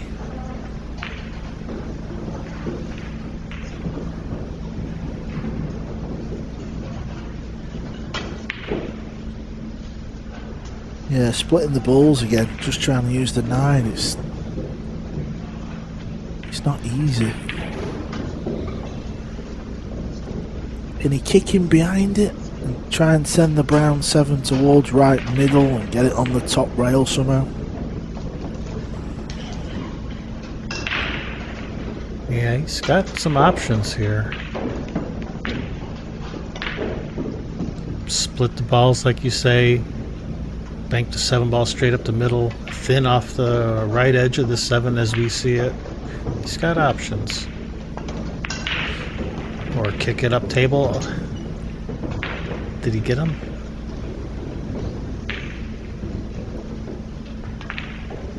I think you can definitely see some of the ball, just don't know if you can cut the ball in.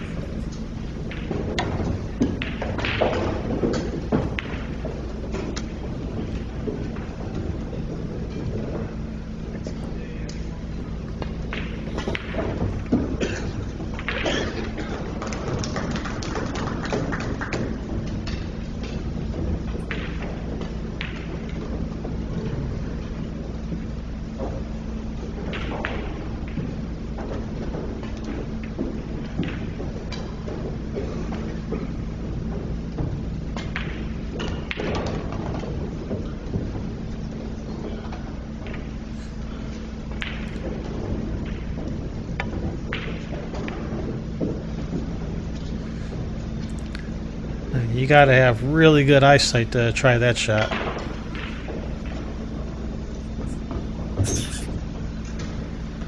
But he's done really well with the cue ball.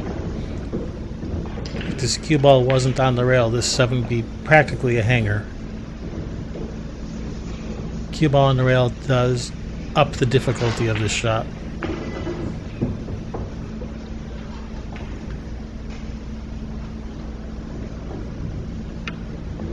Yeah, the safety's easy, but obviously he wants to play the pot, so he's just got to stay still here. Just cue this one in. You'll have a shot on the 8 ball.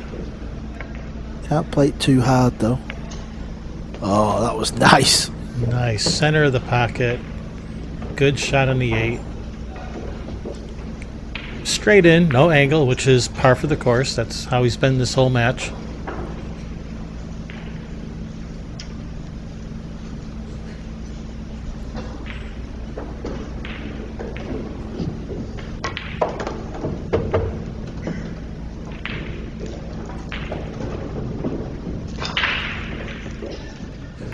Had a lot of safety battles this match.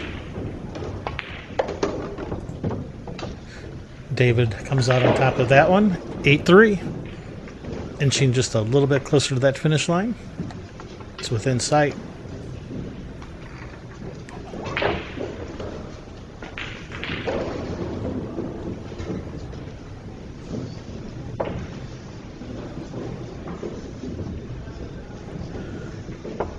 Yeah, Jeremy's break has improved the last couple.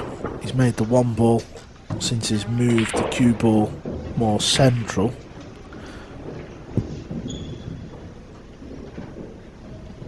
And of course he will have the break.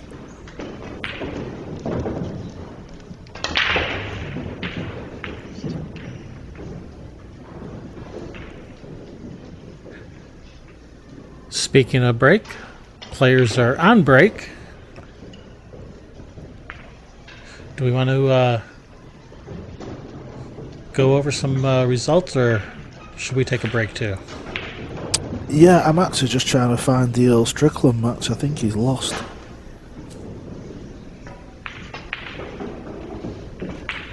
Yeah, Earl the Pearl Strickland is out of the tournament. I know he lost 10-7, Kevin.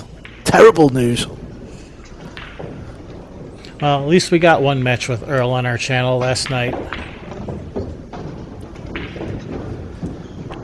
I was hoping to get a second one, but I'll have to be happy with the one that we got. Yeah, and you said there was a little bit of drama in the game, so that's good. It was Hill. They were. It was definitely. There was not a dull moment. What happened at Hill?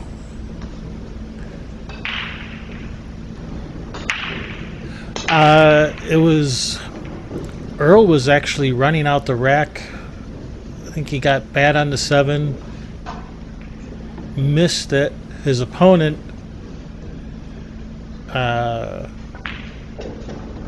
made a bad shot and then left Earl an easy shot. And Earl won. Okay.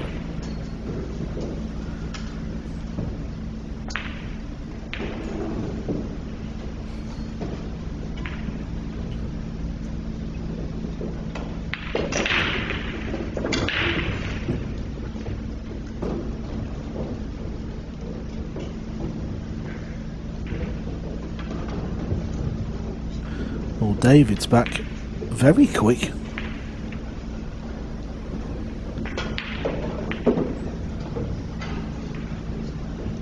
Yeah, maybe this table is close to the bathroom. Yeah, good point.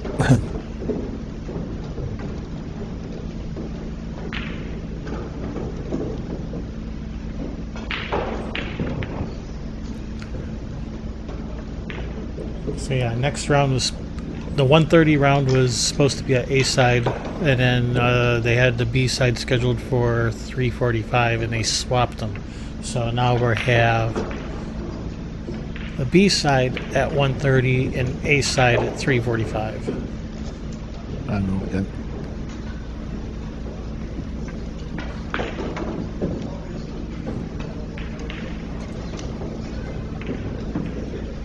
So while we're waiting, just gonna have a quick look through the bracket, see if maybe find a match for next round.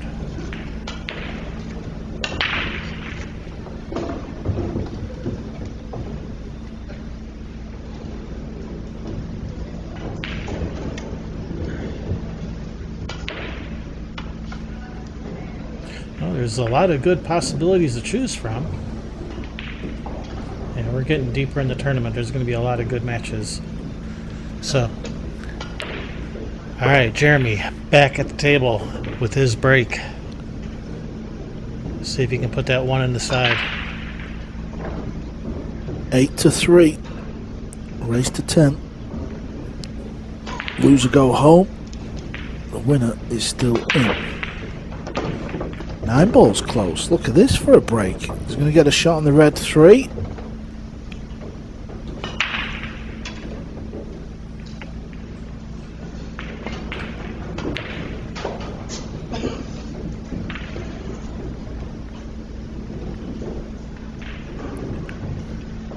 A very good break, that.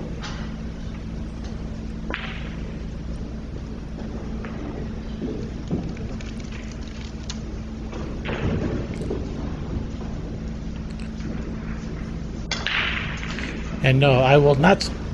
I will not suggest he take a swing at this 3-9. I get yelled at when I say such things. You thought about it though, haven't you? You've had a little nosy.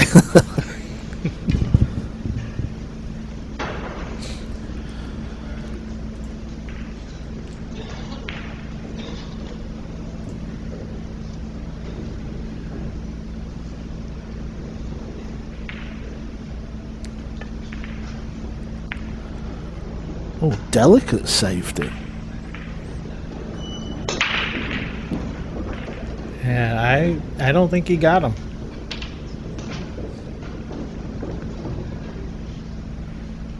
He may not be able to see the entire ball, but he can see some of it.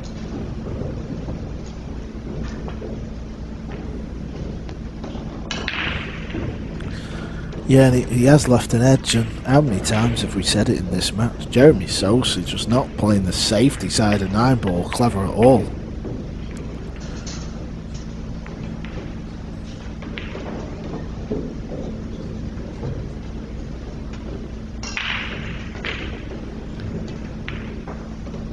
That little nudge there at the end didn't do David any favors. Can he see enough of this to cut it in? I'm gonna say he can, you know. He's got to get the cue ball moving though. He's got to get the cue ball back up off the top rail. He's got to miss the 9-ball and try and come back down for some sort of shot on the pink 4.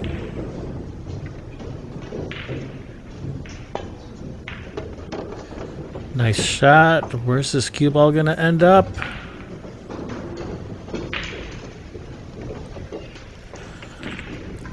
Well, he's definitely on it. It's not bad if the 4 passes the 8.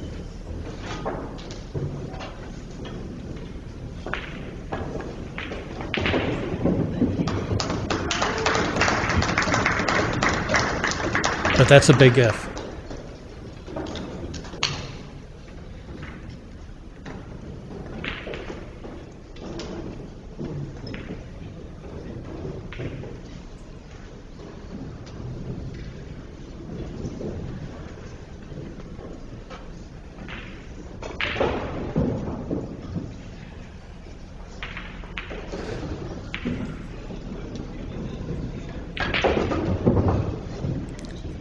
Well, if it does go past, he's got to use the bridge as well. Yeah, he's There's not a lot. There's not a lot of pool players good with the bridge. Yeah, he's not liking it. He'll try to thin this, try to get in behind this 8. A lot of right spin.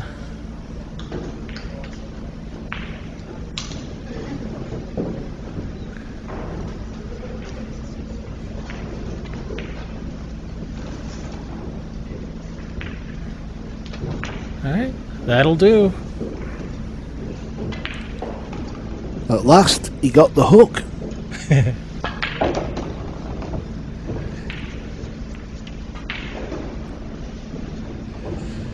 Yeah, keep your opponent kicking. Even if you know they're going to get a good hit, still keep them kicking.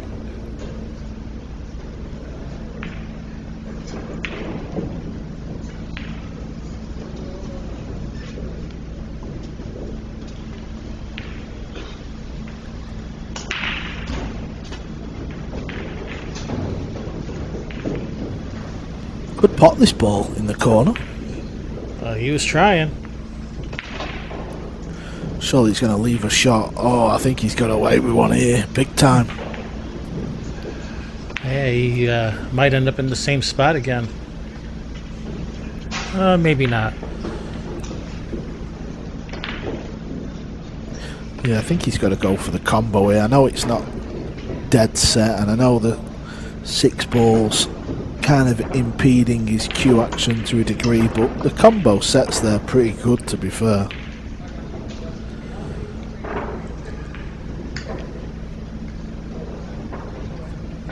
Alright, he's lining it up. We're going for the 8.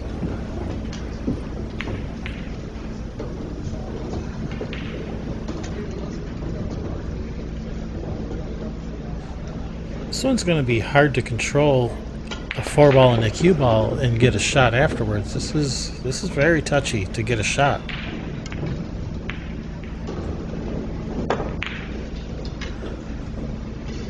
Ouch. Yeah. Stayed over the hole. And as I was saying, very touchy to get a shot, and yeah, that had that 8-ball fallen, this was not an easy shot he would have left himself.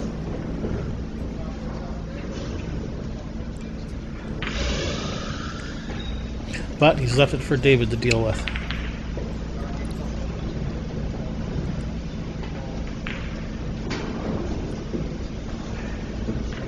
I don't think he's going to play the pot, you know. I think he's going to play safe.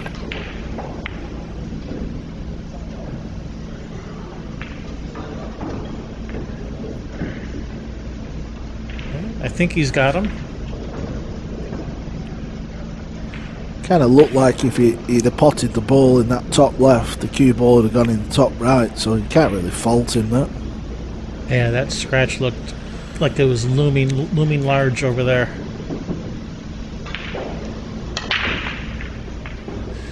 Now, if Jeremy can get in behind this ball, kick it towards this bottom right corner, he's got a pretty big target with that 8-ball hanging there.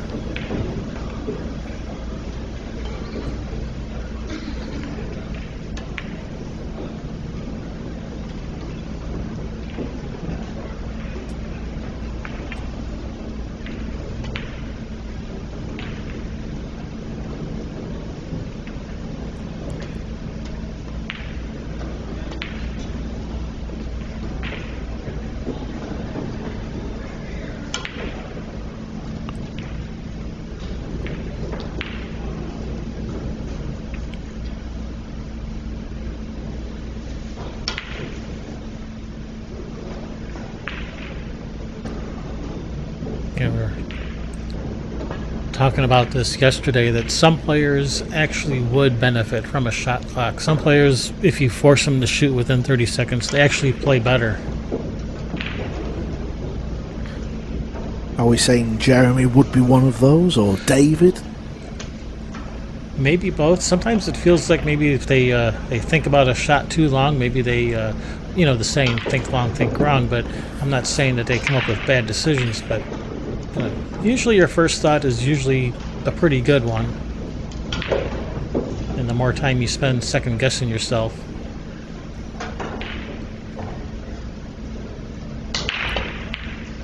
Yeah, I have to agree. I really do.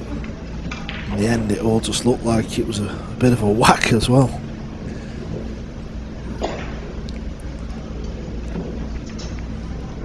It's amazing what can happen when you're struggling though. We've all been there, everyone that's played pool, when things are not quite going right and you don't feel like you're hitting the cue ball where you want. It's amazing how you just seem to stare and try and look for the mistakes.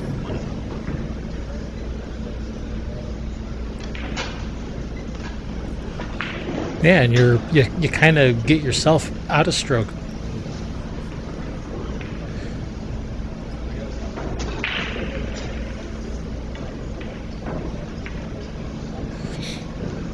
Alright, looks like David's lining up this bank at the 8-ball. I think that's what he was shooting at. Yes, that is what he's shooting at. Okay, very nice. Nicely done. Yeah, that will feel like it's the game ball, won't it?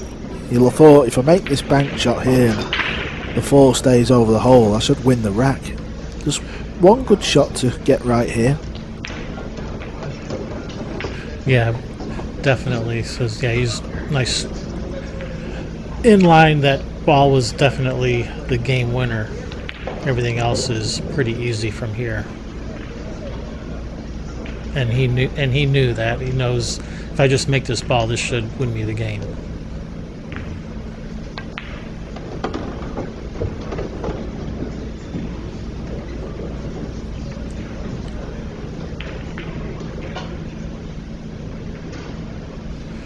And if David, well, regardless of who wins this game, it's going to be David's break next. Yeah, and of course he'll be on the hill. Again, it doesn't feel like this scoreline, does it, Kevin, this much? It feels a lot closer than the score would indicate. It's mainly because every game has devolved into a safety battle, and David has come out on top of most of them. Yeah, I mean, we're not a million miles off coming up to a 2-hour match here. Alright, David on the hill and breaking. All in favor of a golden break, say aye. Aye. Aye. Let's have a little look at the other action. Andre Janoata, the Indonesian player, come a long way. He's losing 8-6 to Jeremy Seaman. Payne McBride 6 apiece with Kevin Gaimond. Raymond Linares, he's down 8-6 to Oliver Ruger. We keep seeing Raymond Linares on our screen, popping in to say hello now and again.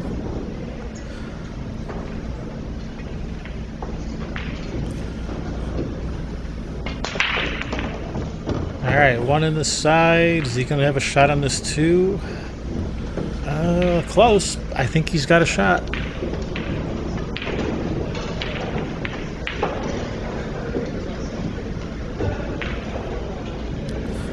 It's long, it's pretty straight, cue balls near the rail, so it's tough.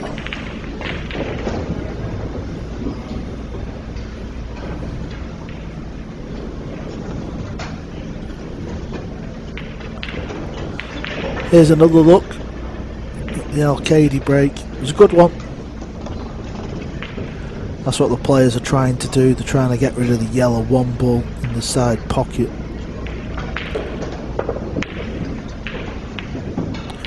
That was a little wide. Yeah, was not comfortable rolling it in. Tried to shoot a stun shot. Missed the pocket by some margin.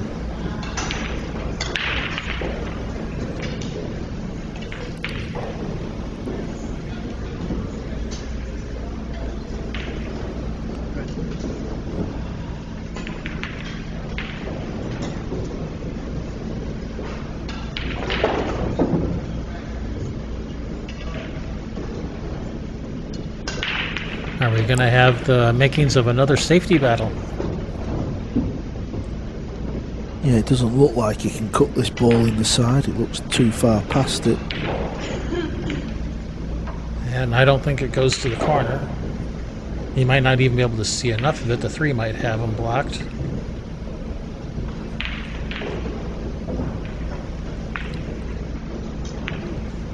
I think he's looking at thinning up the 2, getting the kill all behind a 4 or 5. I think that's what he was looking at.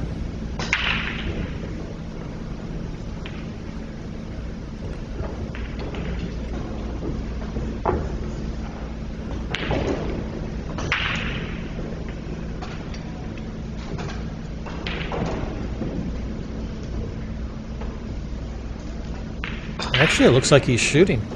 Doesn't it look like he's shooting? Yeah, where's he shooting it to though? Does it go past the 5? I think it might. Boy, this is tough pot.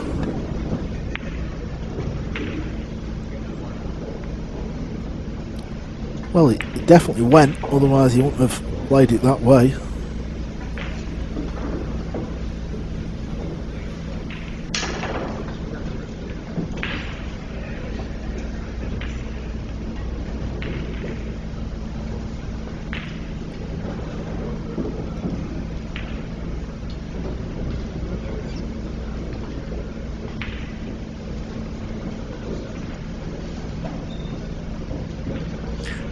People in the chat think I sound like George Teochea.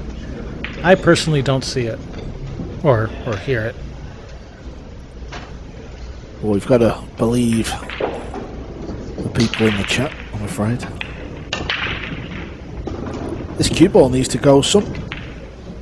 You could see what he was trying to do.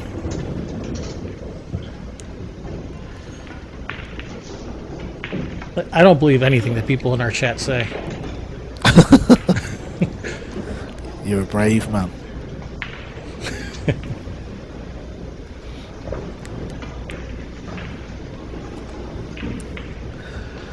He's got to look at this blue too, but the way he's played the last couple of hours, you don't really fancy him, do you? You don't feel good about him knocking this one in. If he can play a stop shot for the combo, that makes the pot a bit easier. Oh wow, didn't expect it to go that far away from the pocket. My word.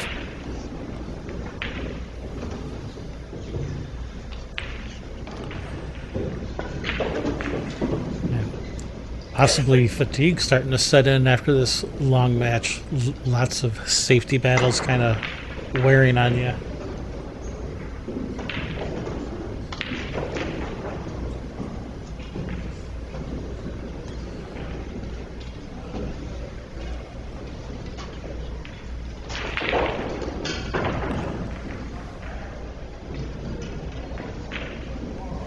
So is it possible to shoot a two-way shot here where he's banking at the two and getting under these balls as a safety? I think there was definitely something there.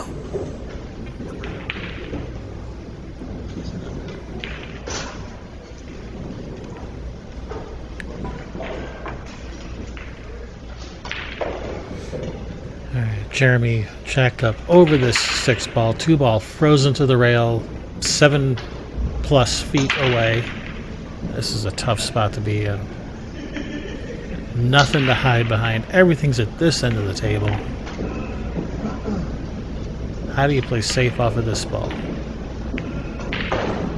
Like the containing safety.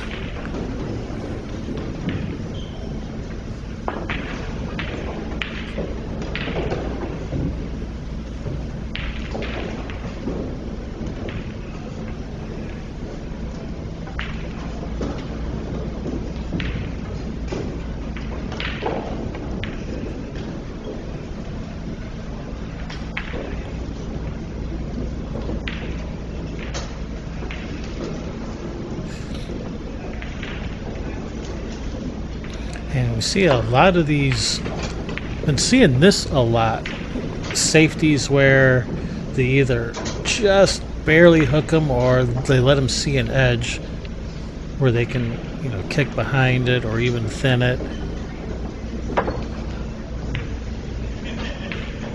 I think he was trying to go in behind it, yeah. Alright, well he does have a shot at this too, but you know, on the previous shot he did kind of tie up that 3 a little bit. The billiard might be on, hard to tell.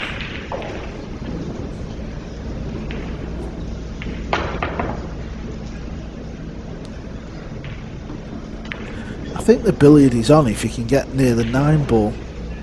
And it looks like he can just pop the ball and go off the top, off the side, off the bottom and give himself a chance.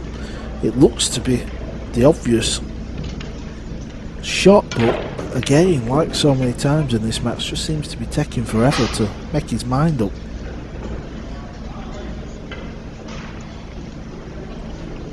It's not like it's 9-8 either, you know, when you're 9-3 up, usually you just relax a little bit more, don't you? You're okay out there. You're pretty much going to win the match. Yeah, sometimes you just need that shot clock to just force you to shoot, to force you to get back in stroke. This needs to slow down or hit the 9. It didn't hit the 9. Where's it finished? Oh, it's finished right on top of it.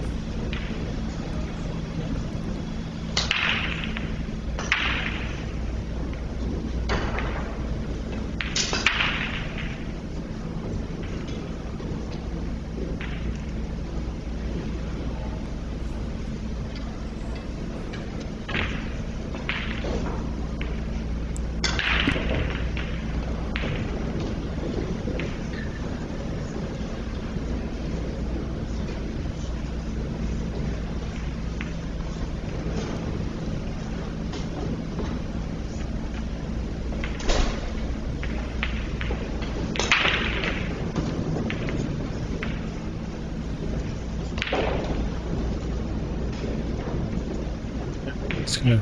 Thin off this 3, try to get in behind that stack up around the spot maybe.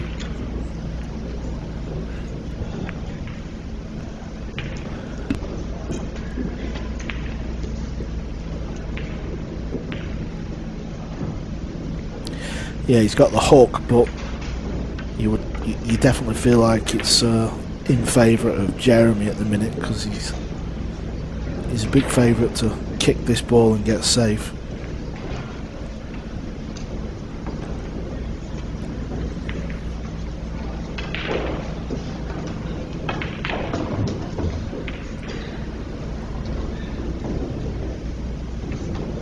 Yeah, are you trying more like maybe like a half ball hit where the cue ball goes back towards, the right? Or are you trying to get the cue ball like maybe like under the 5? How are you kicking at this 3? Yeah, I mean obviously the angle's super difficult to see from here, but if I'm seeing it right, I feel like he can just kick the 3 to the left side of the 8. And cue ball might squirt over towards the 5. He could glance off it as well. It's just because the red's so close to the rail and he can definitely hit the 3. You just feel like his favourite to oh my word, I can't believe he's missed the ball altogether.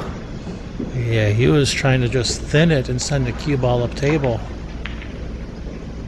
Yeah, I think he could have just kicked the 3 up table and maybe let the cue ball drift in behind the 6-9 or even behind in the 5, depending on how you hit the 3. Yeah, he's had a nightmare in this match, in this department. He's made a few nice pots, hasn't he? And the second half of the match he's broke well, but when the balls have been a little bit sticky and he's had to kick at a few balls and maybe he's chose the wrong shot selection a couple of times, he's just not been there really.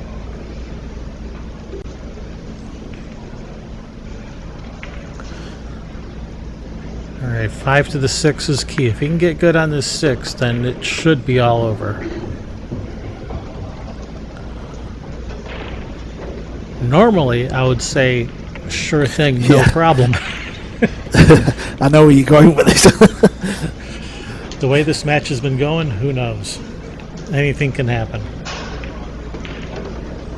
This looks good. That's perfect. Yeah, he's judged that well because he's definitely struggled with a bounce off the rail. And I'm sure that wasn't going through David's mind at all.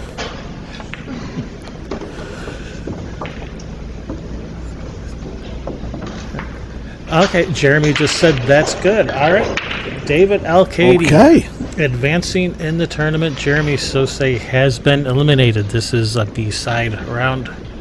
So hard fought by Jeremy. Maybe the game felt a lot closer than the score shows. It's mostly just because I think David just came out on top on a lot of those safety battles. But we're going to have another match coming up at 1:30, so stick around. That's just about 12 minutes away, so we're going to get right back into another one. So be sure you stick around. I am Kevin Ross along with Karl Boyce. Thank you guys for tuning in, and we'll see you soon. See you guys.